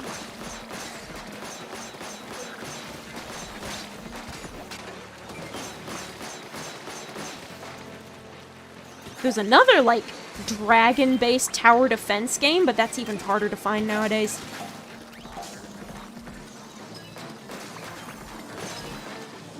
I don't think it's on any app stores or anything. because at least Subsoap already had a bit of a presence on Steam, and also, like, they were invested in, like, making Favorite Alchemy even bigger than that little browser-based version they had worked on. They never got around to it, and I think they've given up on that project altogether, but, like, that is why it's on Steam in the first place.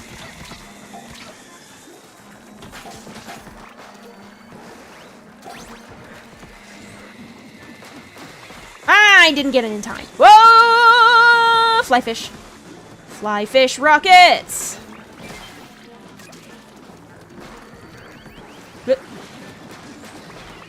Not close enough. Whoa! No! Little close to death. Don't worry about it. What? Yeah, I got it in. Kobe! Baskets! Call me Xerxes Hoops' toast. That sucked. That was awful. Erase that from your memory.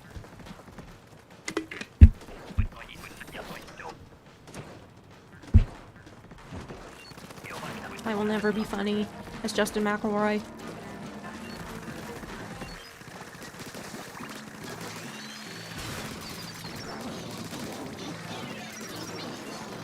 I'm gonna die! I'm gonna die! I died. Oh, it's hard to find good mobile games nowadays. All you see is crappy mobile game begging for you to install it. Yep. The mobile game market is just flush with shovelware. Especially because the barrier to entry was even lower than console game shovelware. So, like, at least the shitty games on, like, the Nintendo Wii were, like, cash grabs done by, like, toy companies. Now these are cash grabs done by, like, random scammers and, like, dudes. Just guys and dudes. And, like, lower barrier to entry is great. When you have effective content moderation methods. And Steam, I trust Steam at least more than, like, app stores, because Steam has the review scores right out of the gate, so if something is garbage on Steam, you know, whereas App Store, I feel like App Store, like, star ratings are... I don't know, it just feels like it's easier to browse Steam and find good shit. Hello, Dees. That's a planet. That is an exoplanet. Hello, we won! We just made me woo.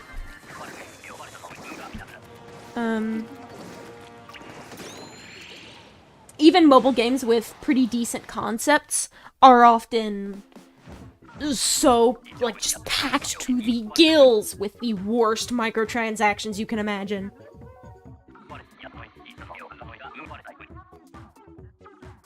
And they make bots to give them 5 stars. Yep. I feel like Steam, it's harder to bot review something. Usually when something has, like, a malicious review,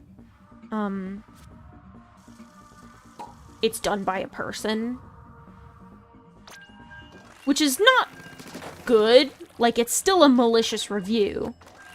But instead of one person creating a botnet to do 50 reviews, it's just a guy doing one. And it also, like, if you do those kinds of, like, botnet-style reviews, if they can tie it back to your account, you get banned.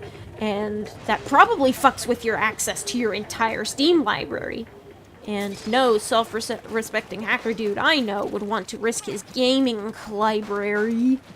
There are some good mobile games. I play them. Dragalia Lost is very good. It is also closing at the end of the month. I hate the mobile market.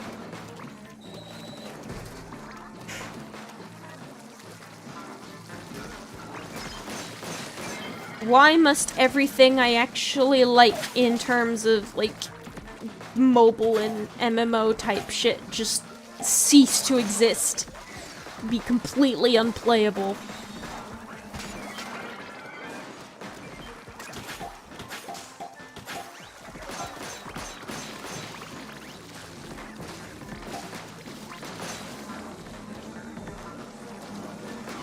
place My Singing Monster. I think the concept of My Singing Monster is very cute. The monster designs are just a little bit too, like,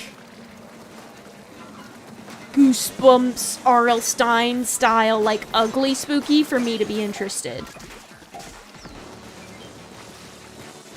Like, I respect the concept, but, like, if I want to spend time collecting creatures, I want them to look cool. And at that point, I might as just well play one of the bajillion games that I've spent actual money on. Because I have those. And the stuff that I have that I've spent money on is liable to be better, even at a steep discount. It's liable to be better than... E-Girl Venom is an incredible name. It's liable to be better than something that's totally free and pays with itself with, like, ads and microtransactions. I've considered in the past, like, drafting up a project idea that's, it would be, like, something free or cheap that primarily runs on microtransactions, but, like, more of, like, a Super Kirby Clash microtransactions, where, like, you get benefits for a certain number of dollars spent on your lifetime. A certain number of dollars spent over the lifetime of your account. And that with Kirby Clash, it caps out at $40. So they say, hey, this is a $40 game, and, like, by the time you've spent those $40, it is now no longer, cost-effective to spend the money, because you get more gem apples from your gem apple tree than you ever could from the shop. You can just show up, like, it gives you, once you max out your gem apple tree in Super Kirby Clash on the Switch, at least, I did 100% Team Kirby Clash on the 3DS, but I think, Super Kirby Clash has a slightly bigger scope. I think it still, like, caps out at $40, though. Like, I think it's the same to max out your gem apple tree. But it gives you 2,000 gem apples. And, like, you go from, like, having, like, gem apples that might actually be worth buying money to you have more gem apples than you know what to do with. And I want to see if I can make a game that's like that kind of microtransactions, but, like, somewhere between the please spend all this money and, like, there might be, like, a cap out, like, where it might still be, like, there might be, like, super high level stuff where it's, like, a serious intense grind for serious endgame shit. And that might make some microtransactions appealing after you've already, like, gotten all of the upgrades that spending money could give you. And, like, some of the cute ideas I had were, like, honestly, now that I think about it... Well, honestly, now that I think about it again, I was about to say, gacha games don't really let you trade stuff with other players, do they? Huh. But then I realized that gacha games don't let you do that because that's how they make you pay money. And one of the things I was considering was taking a more pet site-shaped, ethos for, like, premium currency, where, if you had certain, like, you have spent this much money on a game, thank you, and it gives you, like, a little badge that says, like, hey, only people who have spent this much money on the game get this badge, and this badge gives you access to, like, the idea for the game was, like, a house plant, alien house plant simulator, so, like, something really chilled out, kind of like Neko Atsume, where you just kind of decorate an area. But an idea would be that, like, the paid users would get little badges that give them access to exclusive plant seeds, and they could trade these seeds with non-paid users. So, like, the idea I like when it comes to sort of microtransactions is the ability of of any sort of, like, paid bonus to pass into the hands of someone who has never spent a cent on the game. A way for paid users to take that stuff that they got in that game and trade with people who instead spend hours and hours grinding. And that there would be different rewards for hours and hours of grinding versus paying real money, and that those two sort of classes of players could interact, and between them they can get a complete experience of the game. I think that is ideal free-to-play economy building, in my humble opinion. I love Flight Rising. I've played it for basically as long as it's existed, and I think next spring is its 10th anniversary. Good God. Happy decade, Flight Rising. Jesus. And I say this as I've spent money on Flight Rising before, but I don't do it often, and I'm currently working on a project where I'm amassing a huge quantity of premium currency in order to get this really old event item from a long time ago. And I've been doing that without resorting to paying money. I've been doing grindy shit that the game's whales will instead pay me in premium currency to do for them. It's great. Baldwin jeans make good money. That means nothing if you have never heard of Flight Rising before. I'm speaking total gibberish during a completely unrelated game. We survived the wave handily with a pretty solid overage on our gacha if it was run by the community. Yeah, see, Flight Rising initially started out as a passion project, I think, which is why they're dedicated to making a decent game. And pet sites, the good pet sites at least, have always had some degree of ability to trade currencies around. Stuff that's made by gacha games that are made by large corporations, which they generally always are, will do everything they can to squeeze as much money out of you as possible, and they will make... And as a result, they will not, foster community between players in such a way that lets them trade resources more like an MMO would. A lot of MMOs are just straight up have an entry fee. That's just that they cover their costs with subscriptions. But, pet sites are such a niche, browser game genre that every single one of them is a passion project. Except for Neopets. Neopets is the only, disgusting corporate pet site, and but it was the first, and that's why everyone knows about it. And it was the first and is old as shit, and that's the only reason why it survived. Everything else is a passion project. And that's why Neopets is the worst pet site. It sucks. It's not fun to play. It is not worth your time. Do not be blinded by the nostalgia. Play a better pet site. There are many options, and more are coming out every day, made by developers who actually give a shit. Pet site balancing is still pretty difficult. But,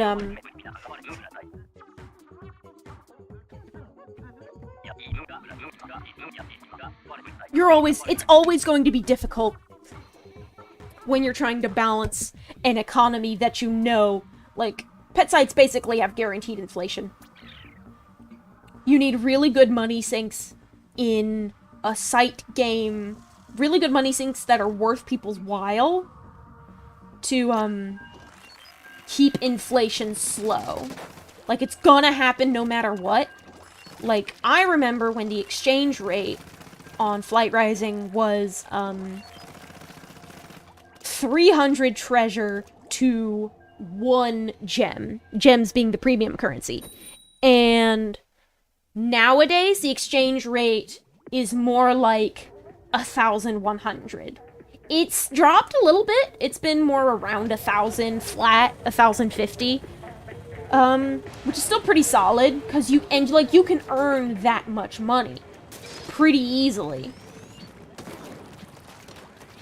You can go get, like, 75k treasure in the fairgrounds and trade that for roughly, give or take, 75 gems.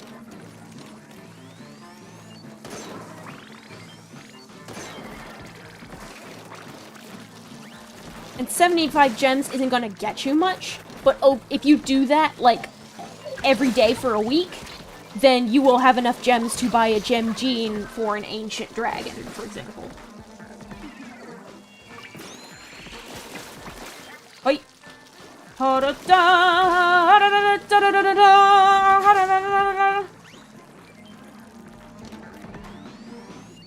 I lost track of the dude.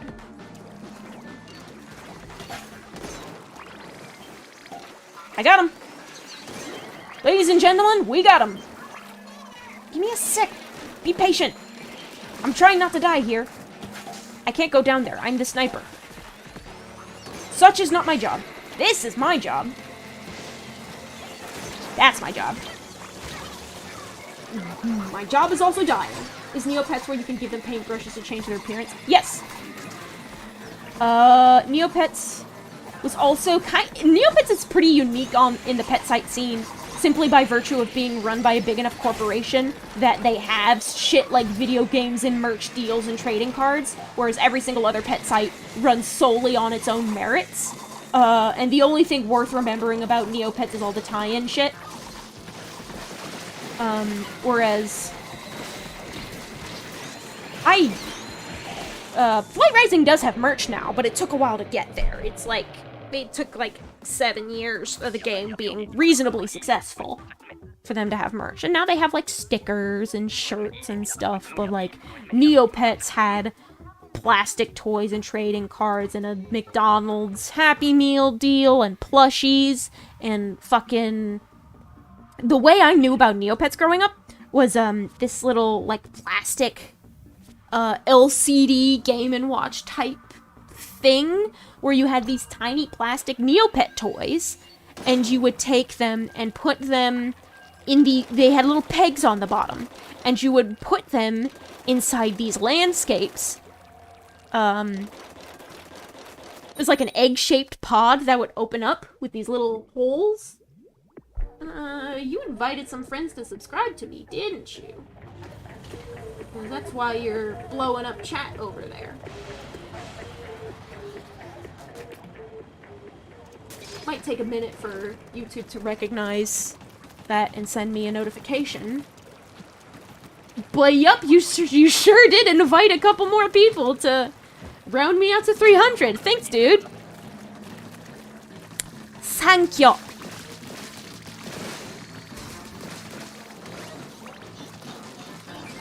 Hopefully, I can make it worth staying.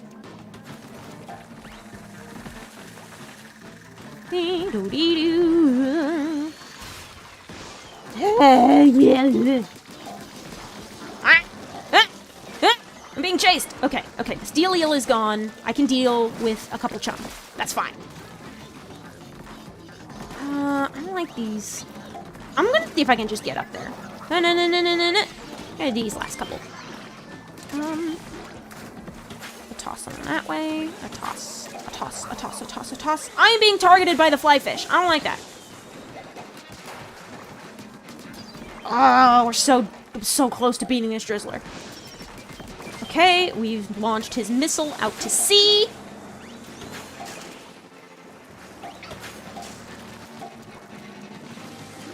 My question is, do I do a 300 sub special? And if so, what?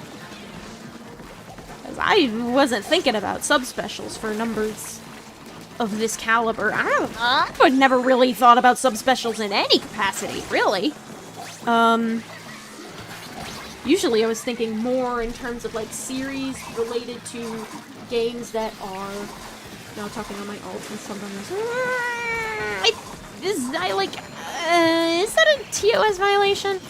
Like, I appreciate the support. Thanks for DOS numbers. It's good for the algorithm, but I think... I don't know if YouTube's gonna bonk me for that or not. I think I'm small enough that we can ignore it for now, because it's... Inevitably, you're gonna get some, like, bots and an excited subscriber subscribing with, like, an alt. Probably isn't the worst thing in the world, but... I don't think it's gonna thank you either way. We'll see how it lasts. If YouTube auto-unsubs you, I won't hold it against you. Because sometimes they'll do that if you're, like... If someone looks inactive or something, they'll just, like, auto-unsub you. To, like... It, like, prunes subscriber lists of bots and such. There was, like, it was kind of, like, a drama issue back in, like, 2014-ish? Where, a bunch of YouTubers were complaining, like, bigger YouTubers were noticing huge drops in their sub counts. So, like, they would lose, like, several thousand at a time, and they'd be like, what the fuck is going on? And it was probably bots, but also it was, like, some, real people were getting unsubbed by mistake. I must not die. I need to avoid dying! But yeah. I don't think YouTube is gonna nuke me because you subbed to me on your alt. But,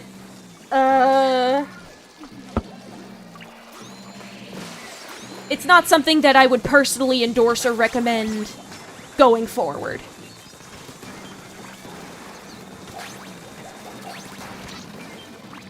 It's like someone's giving you $3,000 for your birthday and then saying they committed tax fraud to do it. To, like, get the money. Like, thank you?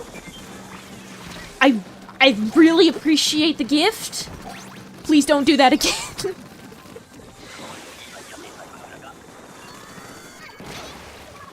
This little boss salmon is coming in all the time.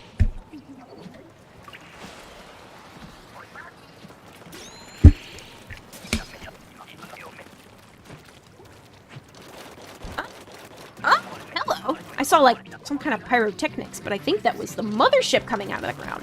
And I have the E-Leader!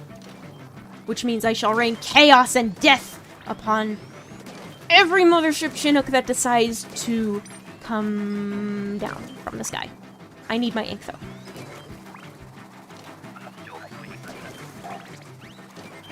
Guys, grab them! Put them in the basket! Dingosses!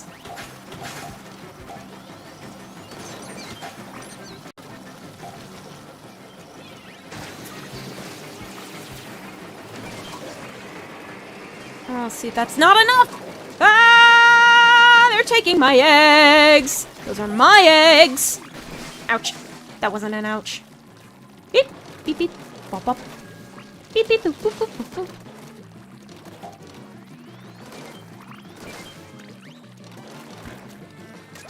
Put them in! Put them into the basket! Put the eggs in, please!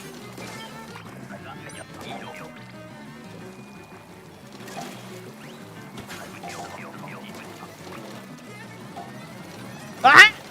Both of you! Or just one of you, but I guess. Here we go, guys!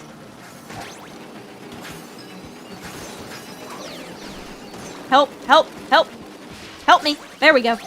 Just need to, we just gotta get back in. Just gotta get over quota. Just a little bit, it's fine. I've worked with better teams, though. Y'all could have done a lot better.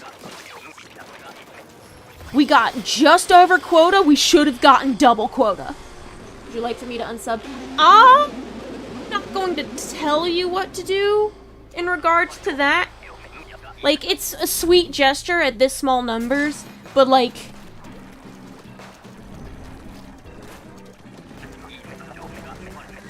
YouTube might automatically unsub you anyway, cause... But that might happen years down the line.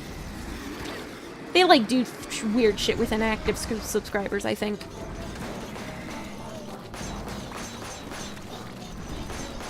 And, like, I would generally prefer it if, like, the more of my subs are real people, the better. Like, when I say I want more subs, it's not just that, oh, I want number go up. I also want more people in chat talking to me about the games that I play.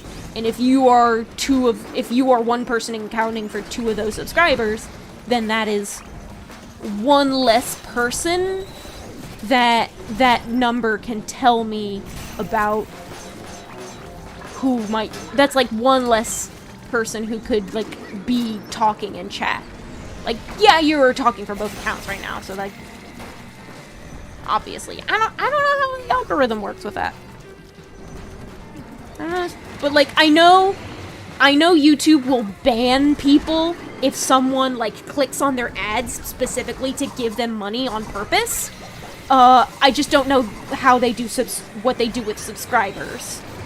Like, I don't think it's gonna be that serious for, like, fake subscribers. I feel like it would be more serious if I asked for it. Like, hey, I will give you money in exchange for subscribing to my channel. And that's... No. I'm not gonna buy subscribers. The point of the channel is that I can get pocket change to spend on more video games. Which the point is to get my video games to pay for themselves. It's a complicated question.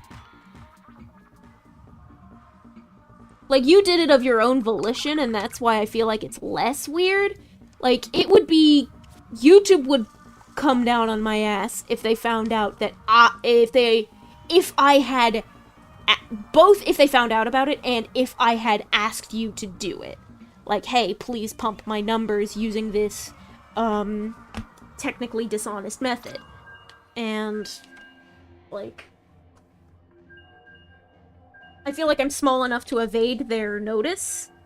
So, like, I'm not gonna make you do anything at the moment. And I understand, like, yeah, I want to support my favorite streamers, so I'm gonna help them with their numbers. But, like, doing it through dishonest methods like that... I mean, I guess it's not dishonest if you actually use your alt. But I do not as actively use my alts, for example. So, like, I will subscribe to people on... Like, I use the subscription purpose very literally. And also, a lot of the people I subscribe to aren't going to, like, notice a significant jump if, like, one person subscribes using 2 accounts. Because that's just 2 subscribers instead of 1, and that is a drop in a sea of someone with 1,000... I mean, it's not a drop, but it's more like a bucket, but it's still a bucket in a lake of 1,000 or 10,000 or 1,000,000 subs. Everything's complicated and nuanced. Such is life. I think there might have been a time where, like, I've subbed to someone small, like a friend, on both my, main account here on Xerxes Texas Toast and on my, the alt that I use for original music, Yosi.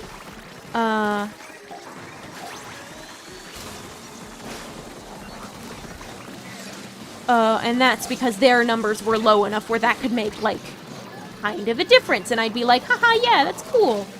But,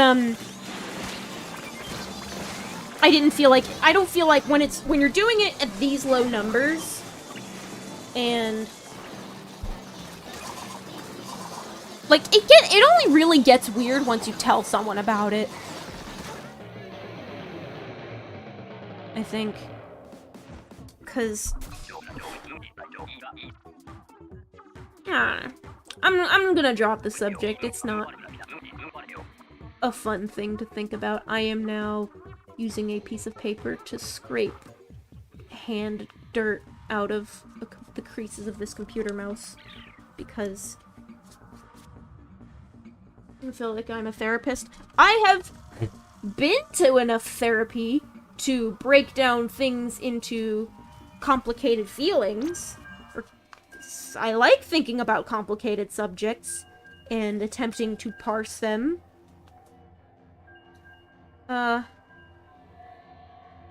If you need actual mental health help, please see an actual psychiatric professional. But I hope I am at least a mood booster. Sometimes. For those that need it. I think that's about as clean as I can get this mouse.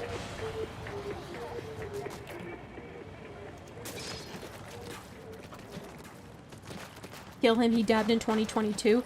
You're gonna have to kill the Splatoon devs for that. They put the dab emote in on purpose. I respect it. I respect an aged meme making its way into a video game. Like, like, dabbing was kind of a meme, but, like, it was also, like, associated with being cool, and, like, youth culture, and music culture, and that, it fits with Splatoon. It tracks. It makes sense to me.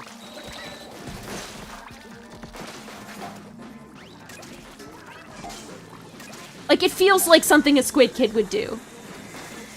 And that makes sense to me because, like, I just expect these little cephalopod kids to be ridiculous meme lords, because they're fucking teenagers.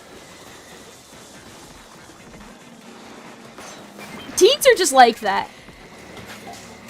Teenagers are walking bundles of anxiety and shitposts, depending on what mood they are in.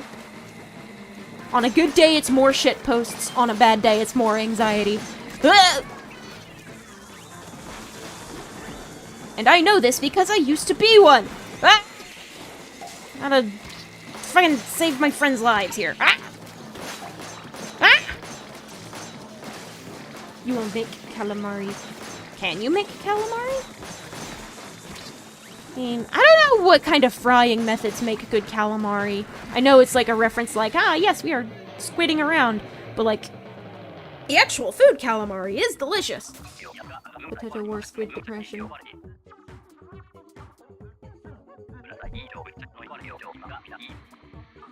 The war was a long time ago in Splatoon lore, so I don't think the kids really particularly care.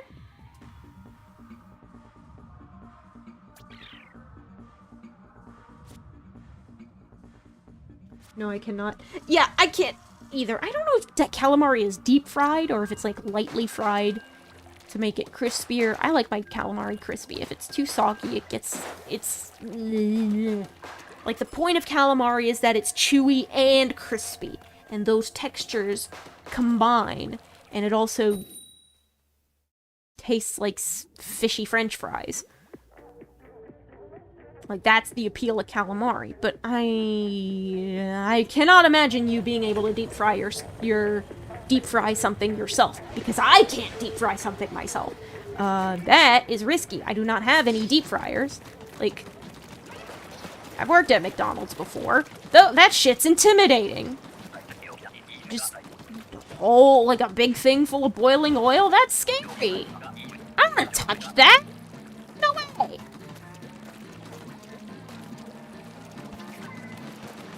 Thank God the fry baskets had handles, right? I will not understand MCYT references. I don't really keep up with the SMPs of certain YouTubers. The tubers I tend to watch are the ones that got big, like, in, like, the 2012 to 2016 era. And also people whose content resembles that. I do not fully understand potato war squid depression joke. Those are all things that could hypothetically exist in Minecraft. There are squids, potatoes, and war. I mean, maybe not, like, strictly canonically there's war, but you could probably make an assumption about the illagers bullying the villagers, and that's, like, something like that. Dooley's having inconsistent range. Alright, I need to get up this stick. I gotta get up this stick.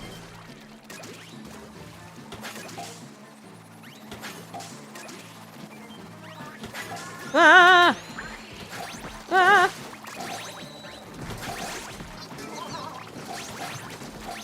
Ah!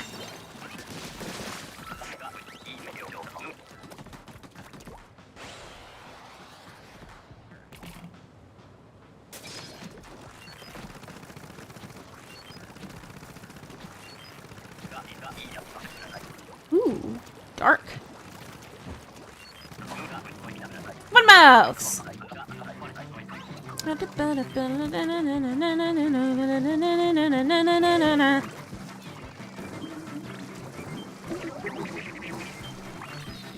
Ever since I learned that there is a scrungly little salmonid piloting the mud mouths that pops out in their defeat animation, I have always been on the lookout for them whenever I beat one.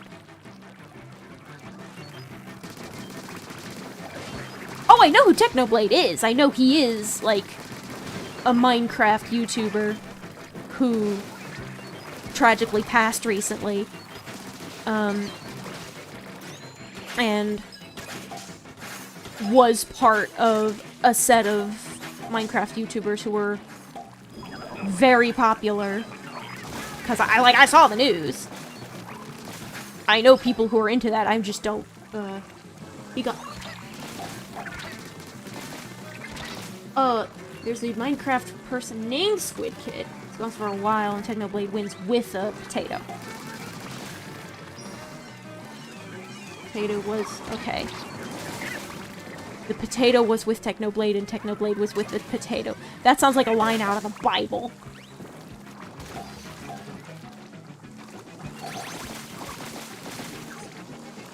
Okay, we're over quota, so that's fine. I just need to not die. And also help out the people who have... First I need to not die! I died. I failed. Mission failed. Lose the battle. Win the war! Onward to wave 3.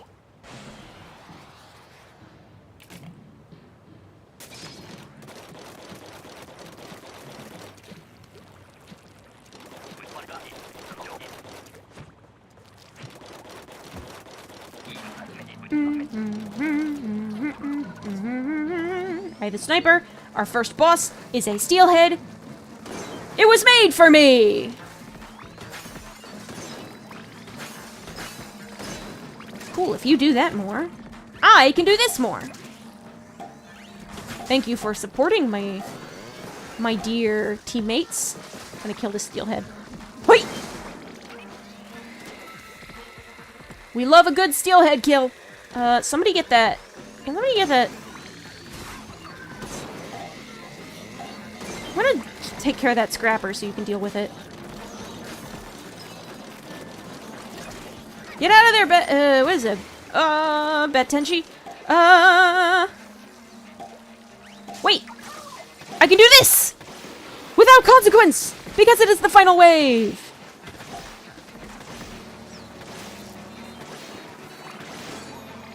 Yes! I got the slam alert too.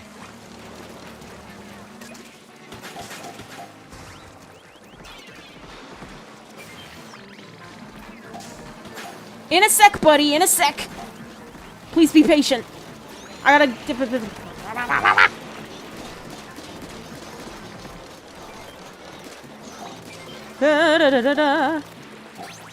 There we go. Good work, lads. It now no longer particularly matters that there are snatchers everywhere taking our eggs, because we have enough eggs here.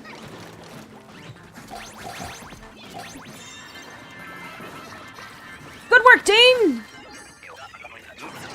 It was who could get the #1 rank in farming potatoes, so yeah.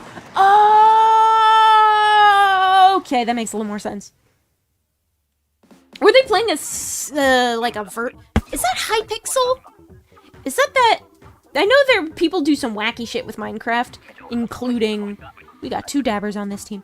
Including, stuff that, like, lets them score on leaderboards for things, but, I consider trying out stuff like that, but not yet. I'm too busy spooning. Again! Okay, I want to see if I can get another Kozuna match. In the best case scenario, I would get back to Executive VP. Hypixel is what they were playing on. Yeah, that makes sense. I watched, like, one video about someone crashing the Hypixel economy. And it was it was a huge... It added on so much onto Minecraft that it was practically a totally different game. Like, some serious MMO shit. And, like, an MMO sounds like... Hypixel is the closest Minecraft will ever get to an MMO. And an MMO is the only kind of game where you can beat someone and become #1 in potato farming. Like, that's the only kind of game where that stat makes sense. You know? Lifetime potatoes farmed. 5,000. I don't know. I've done way more potatoes than that in Minecraft. I should ink this turf. I should play Minecraft on stream sometime, but I'm holding off on it for a bit, because I'm not really sure how I want to tackle it.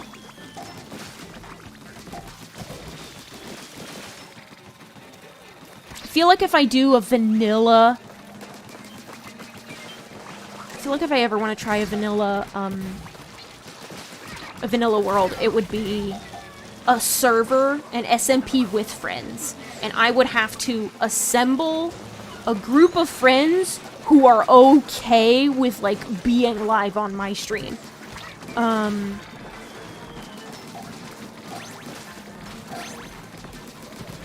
that tends to be a little bit weird, since I have Minecraft friends. I wouldn't say they're Minecraft friends. I have friends who will play Minecraft with me. But,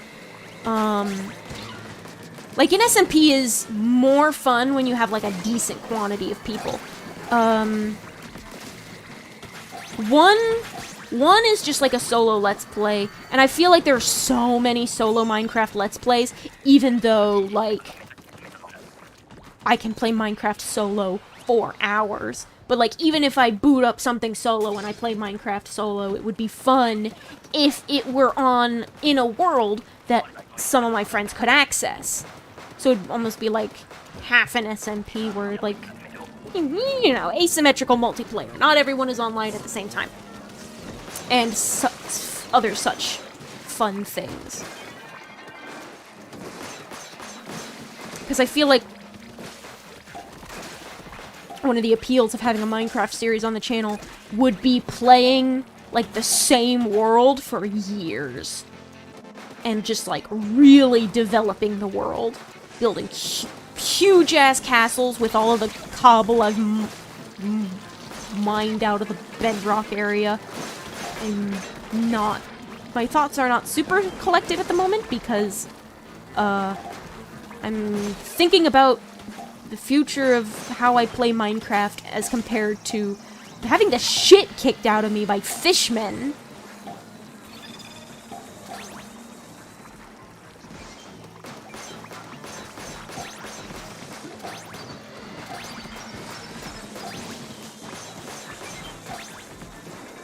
Sometimes, blaster shots can get under a drizzler's umbrella. But I haven't yet seen another blaster. Like, I don't think the Clash Blaster the Lunar Blaster cannot. I think it was only just, like, the regular ass blaster. Or was it the ranged blaster? Could have been the ranged blaster. They look so similar that I forget sometimes. I mean, I have Twitch and I have streamed before. I mean, like, friends.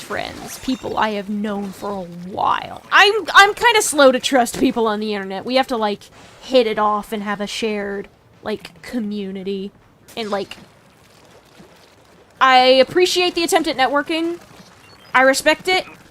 This is a little bit asymmetrical for my liking. Like, I don't want to cozy up to people who, like, started out as, like, my fans. You know? Continue streaming, though. You should continue streaming anyway. Like, a lot of when it comes to, like, collabs and streams and stuff like that, it's not just friendship, it's also chemistry. And I think there's a big enough age gap there. Like, I am older than you by a large enough margin that there's gonna be some awkwardness there, and that's just not a fun experience, either for us or, the viewership, so... But absolutely keep streaming anyway. I will encourage you to continue following your dreams.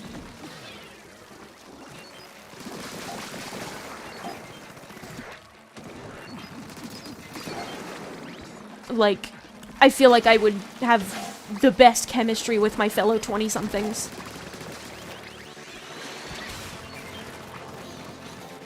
And also, I'm just, like, weird about internet trust anyway, so... Which is why I'm a VTuber and not a regular Let's Player. Ah!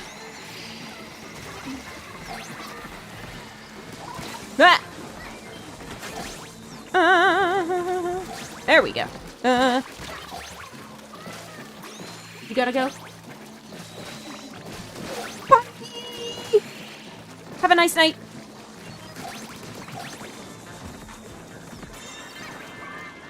Can't get level in bedrock level.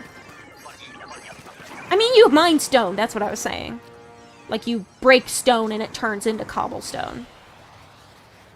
And also, I haven't played since, like, the cave refresh. I haven't played since the cave update, so it's possible that bedrock level might be very different from what I remember. I've never seen a skulk in my life.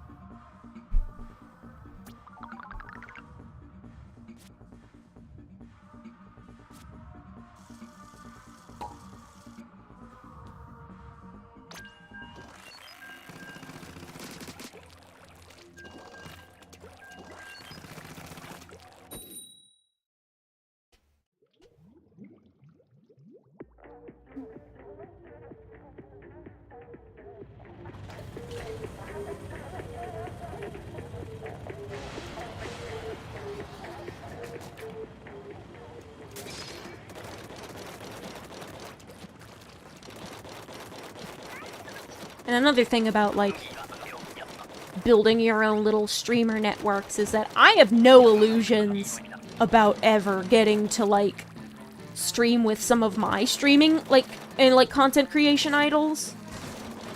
And I'm okay with that. Like, there's no way in shit I need to attempt a collaboration with Simple Flips or Vinny or Markiplier or the Grumps, because, like, the chemistry would be off, and also because, like, me being starstruck would probably also make shit awkward. I know the Grumps have, like, done guest Grump videos with people who, like, became Grumps fans, and, like, that's how they knew them initially. And then, but, like, the thing is with that is that they kind of developed into a somebody in their own right before getting that. And, I feel like not only is Creve still working on being a somebody, I'm still working on being a somebody. And at that point, it is much easier to do collaborations with, people you already know. Specifically, close-ish friends. I could do it with some internet friends, but I have known these internet friends in question for at least 2 years. And I've only been streaming for... I don't fucking know. Since last spring. Not even a full year yet. What would that be? 8 months? I think it's probably more like 6 months, but... I've been on YouTube that long, but I haven't been live streaming as a content creator for that long. I also technically have been posting content to my channel for that long, but I was a 15-year-old child making music for a funky little game that I liked. I feel like it's both a lot harder and a lot riskier to become an internet somebody when you are a whole entire 15 years old. Like, I was not ready for that. And me getting into VTubing and stuff is after a lot of long and hard thinking about how I feel about the content creation landscape, how I feel about my art, the sudden and meteoric rise of the accessibility of VTubing tools, me promising, like, not to kill myself doing this gig. Do it because I love it, not because it makes money, because Lord knows it doesn't always make money. Don't expect to make this into a job. Understand if that you do manage to make it into a job, it might start to suck. Like, shit's complicated! And also, the reason I mentioned, like a power imbalance and, like, asymmetry to Creve is because I met him as him, like, becoming a fan. Like, he was like, yes, you are one of my regulars in chat. Cool, that's nice. And that relationship is a little bit different from me doing, like, a stream collab with someone I've known in person for 3 years, or someone I've known on the internet for, God, almost 6 years. Was it 6 years? Maybe! And also, a lot of these people are, like, only some of them are, like, maybe decent collab partners, because some of them are just like, I do not want to be a content creator. And you know what? That's fucking valid. This shit's a rat race. Everything is a rat race, but content creation. Like, with content creation, any form of art, creativity, making shit on the internet, just sharing yourself, that shit rips your soul out, dude. And, like, especially, like, the more soulless the process is, the more it hurts, because creating this kind of content, even if you're just fucking around, like, having heartfelt conversations over video games like I am, like, that still is, like,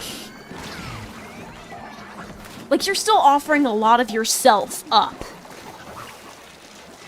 in order to make this happen. And to, like, commercialize that and, like, industrialize that, like, really takes a toll on the human psyche. You've seen those, like, videos.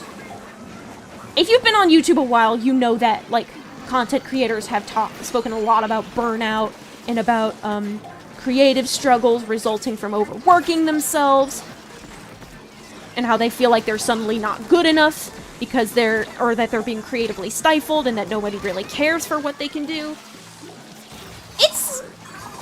And this too, it's competitive.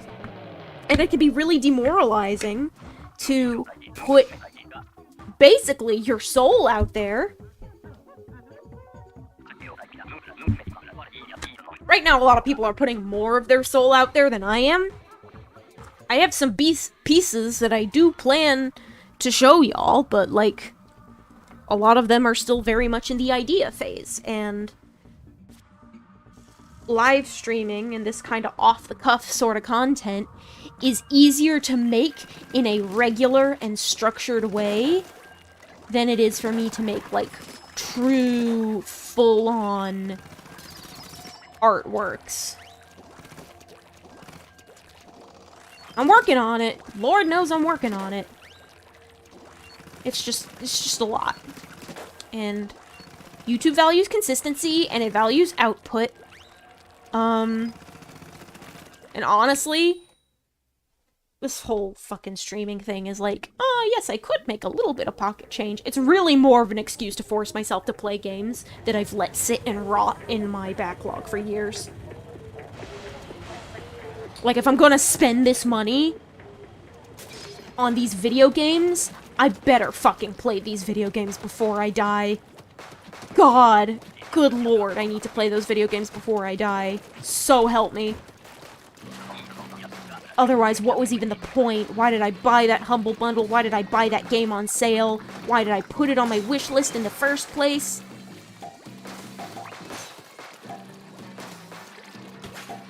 And I think it's pretty mean. I think it's pretty fair to, like, want your purchases to be worthwhile. I'm kind of a Scrooge a bit. I can be a little stingy with my money. I'll strategize. I'll try to optimize my wish lists, and if I'm not feeling something in particular, I won't, like, impulse buy it. And that is why I still don't have the Off the Hook amiibo, because I wasn't really in a position to spend that much more money, when they first came out. And now they're rare as shit. And they're gonna get a reprint, but their reprint hasn't really been announced for the West. I think UK got a reprint, but, I've not seen it readily available in United States locations. Gotta put shit in the basket, guys. Ah! They are both after me. Good lord. Okay, we are over quota. It's fine. It's fine. It's fine. It's fine. Oh, hello. Thank you, Eater Leader, for doing that for me. I appreciate your contribution. I want to stay up here and let y'all, like, do that while I kind of lure it around. You put all those eggs in. Whoa, Jesus. Oh, Squid Jesus.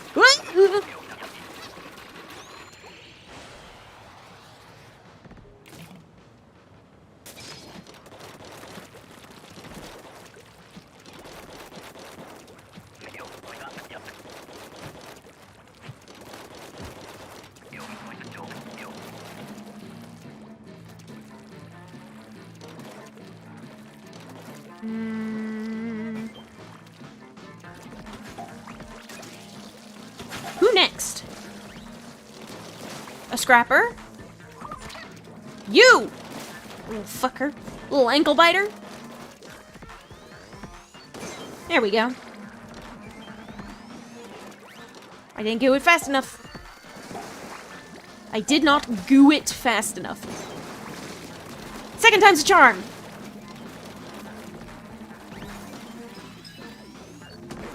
Throw your eggs up here so I can throw them in.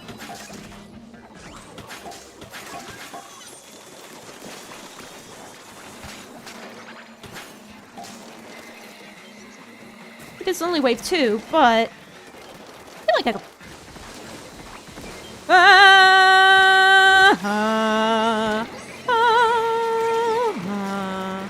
I will gladly take that hit to get rid of one fly fish. Gladly. Hey, asshole! Come get your eggs! Ah! Ah!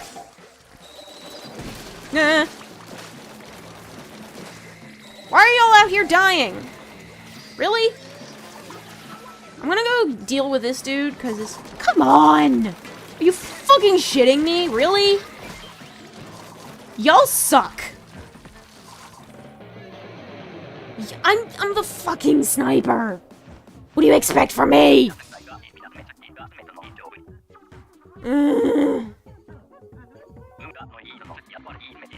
Swole grandma?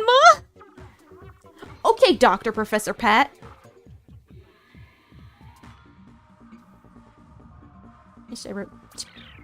You give me a pay cut for wiping on fucking wave 3? Fuck you! Buzz off! What's my salmon meter look like? It's full. I'm gonna open this up and get my chunks!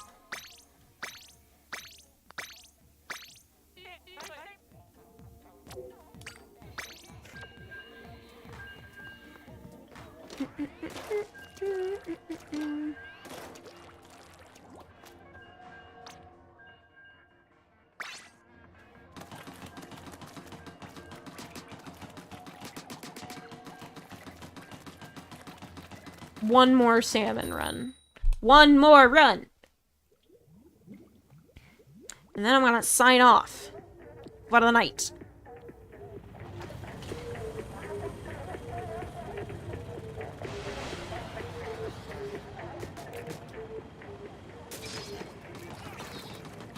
Let's go. Got some booyahs.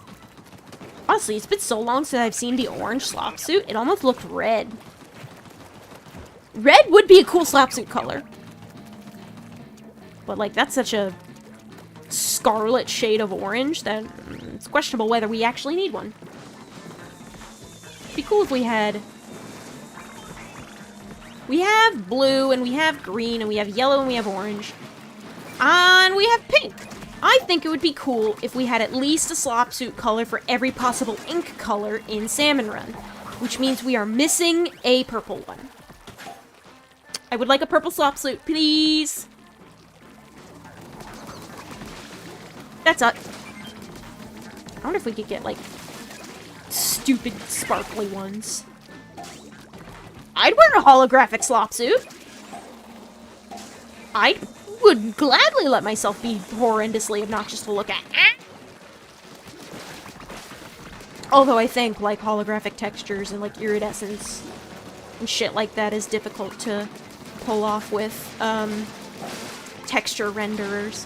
And that's why the Bream Brim, which is supposed to be nominally holographic, has, like, it doesn't change in the light when you spin it around. It's just, like, that's just its texture. It was just painted that way. It shines a little bit. They got a little bit of that gloss to it. But it's probably way too much processing power for the Switch to bother making something that complex.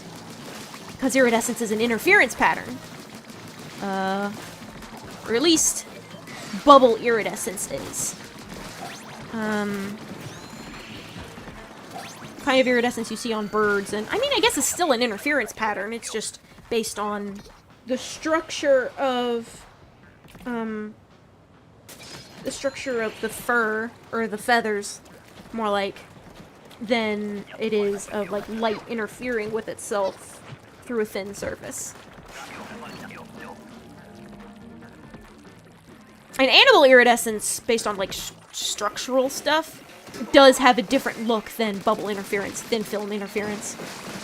Thin film interference is pretty consistently like a magenta, yellow, like a light blue cyan color that sometimes looks kind of greenish, like a CMYK look to it.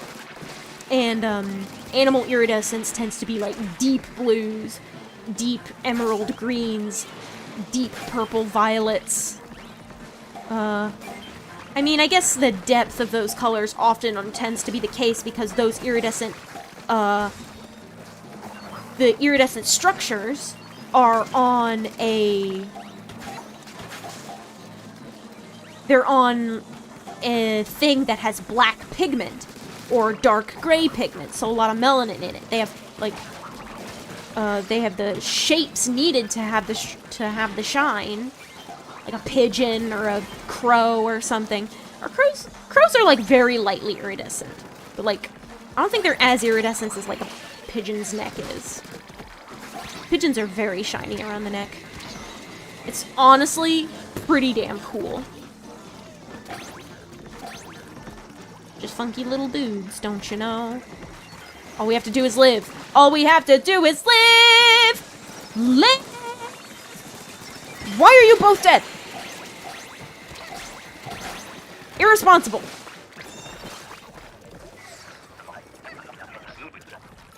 Booyah back.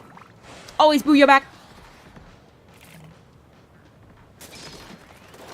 La la la la la.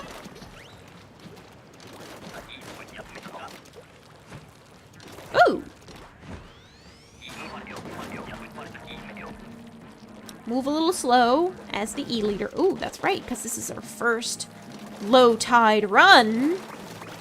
Yes. Someone got a perfect reflection on the Drizzler.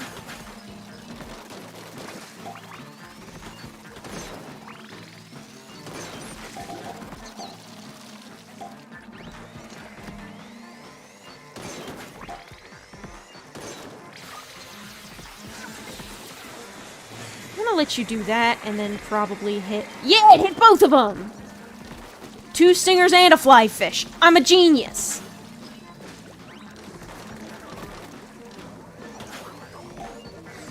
There we go. Distance healer.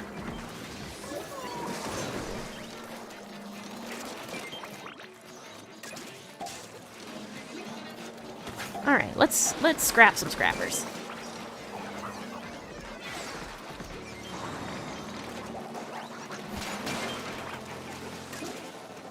Come on, put stuff in the basket. Let's go. Let's go. I'm not in a good place. I don't have enough ink to do my job. Woo! Thank you, Crab Tank. Go up here. Keep that scrapper stunned. All you gotta do is stay alive and make it up this central bit. Alright, one more Zuna fight.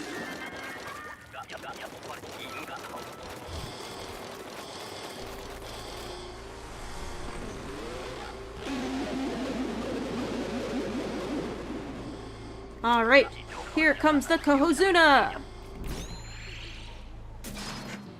Alright, I am the Clash Blaster. Alright, we got... Here we go!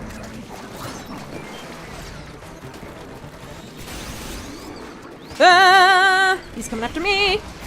Alright. Gotta get your hands on those eggs. Hopefully he scoots around in such a way. He's got iridescence on his scales. Maybe that's why I thought of it. They did iridescence on the Kohozuna just fine.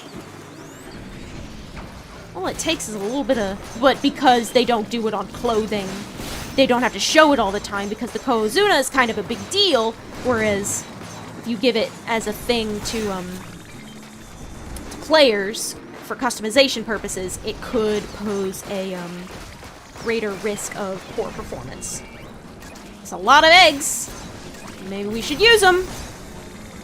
You're making good progress on his health bar this early in the game. We have a whole 40 seconds left. That's pretty impressive. It's only the first minute. Someone is already dead. Why are you already dead? I mean, I understand why. These Kohozunas are part of a difficult fight.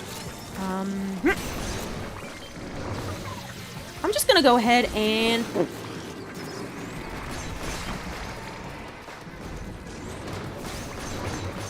I'm just gonna do...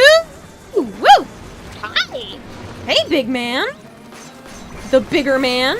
Clash Blaster does some halfway decent damage if I just go at it for a bit. Yeah! Boy! I made the right decision!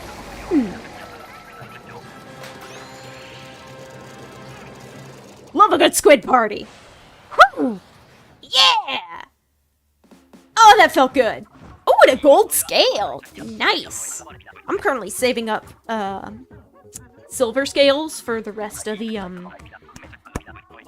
slop suits, but I'll take gold. I will gladly take gold.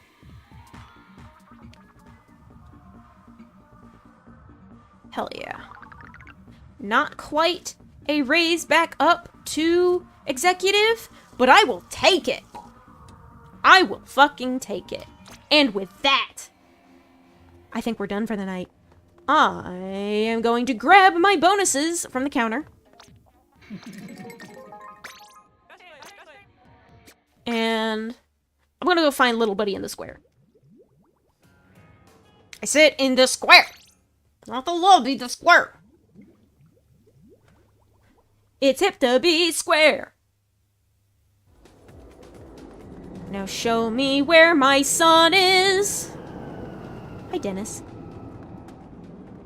Big Mantine! That's good. That's a good post. Where is he? Where is my son? Where is my scaly little boy? I want to hold him and cherish him and feed him snacks. Does he ever spawn up here? I don't think he ever spawns up here, but it's worth checking. I cannot jump over the railing to my death. Good safety feature, those invisible walls. Where are you? This is the truck that Mew is under. That's a Gen 1 reference. I really liked this one. The, Inteleon with a charger. Is he not? Yes! Hella fresh. Where is he?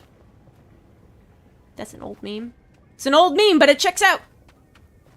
Where did they put my son? I wanted to say goodbye to my son on stream. Where is he?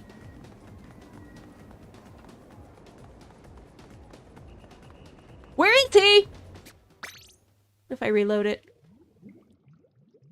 I'm gonna reload the square. I really want... I'm committed to this now. I'm committed to this bit.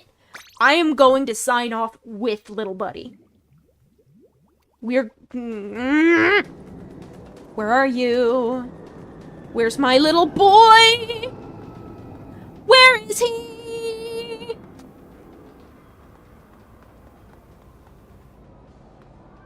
Nice Charizard picture. Little buddy. Buddy. Buddy. Buddy.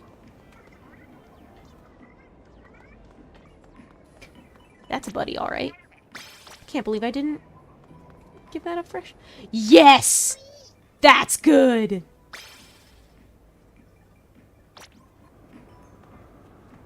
Touch grass. I've seen that already. Where's my boy? Where'd he go? Where is he? I want to see him. I want to see my special little man. Where is he? I want to see my little boy. Where did you put my son? Where did you put him? Where did you put him, and is he safe? Is he safe? I swear to God, if he's not safe, I will tear this city to the ground.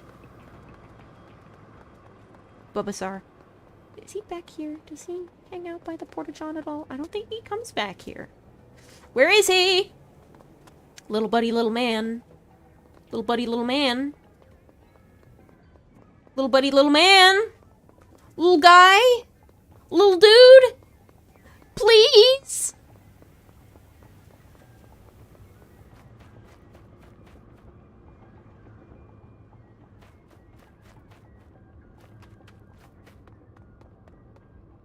Been through here. Salmonid posters, recruitment posters. Buddy! Buddy! Badooey! Buddy, what the hell are those? Bicycle advertisements. Buddy! Now that I've spent this long looking for him, I gotta find him. I gotta. And if I don't, I'm gonna just reload. The lobby's always fun to mess around in.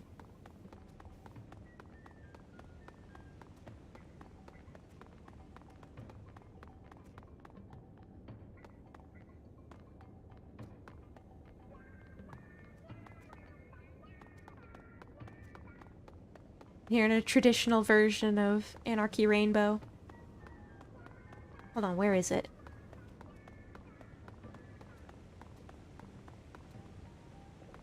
Over here?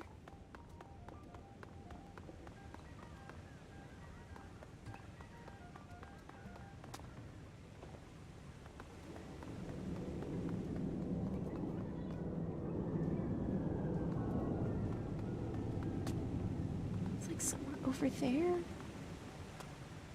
I guess when you go up there, it's like...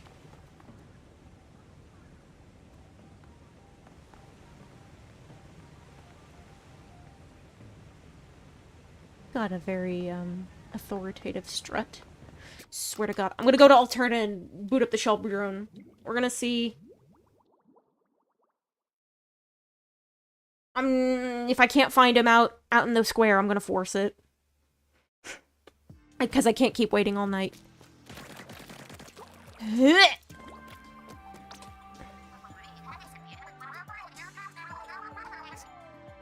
Start it up!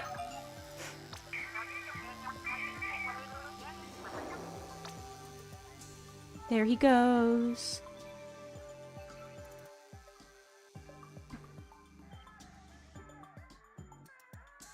My pack is empty, which means Buddy is off being mischievous. Oh, that's right! Well, fuck, I can't zoom in. He very much,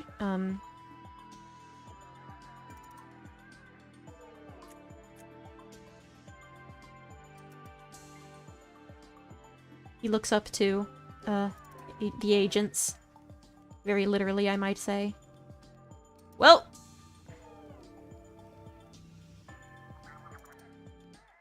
God, my sweet little boy.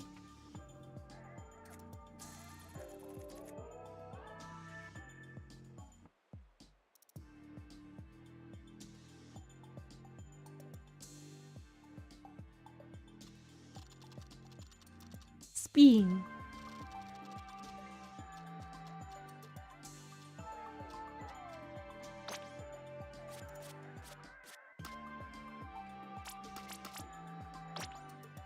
Oh! Well, that's probably what I should do. Good night, everybody!